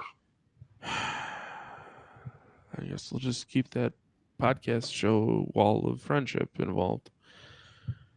I guess that's going to do it for another episode of the podcast here. Corey, why don't you go ahead and say your catchphrase, which is oddly similar to theirs too, which sounds like we stole it from them. Stay scary, everybody. Oh, is it stay scary? Sorry, you guys froze and we were lost. Yeah, Corey finishes every show with "Stay Scary," and yours is "Stay Spooky." Oh, that's cute though. We can try that. What? Are we gonna say it all together? No, I mean you guys can if you want to try. It's gonna be really bad because of the fucking internet. But 1, 2, 3, huh? Stay scary, everybody. The internet is fucked up. All right, don't worry, Corey. I ended it after you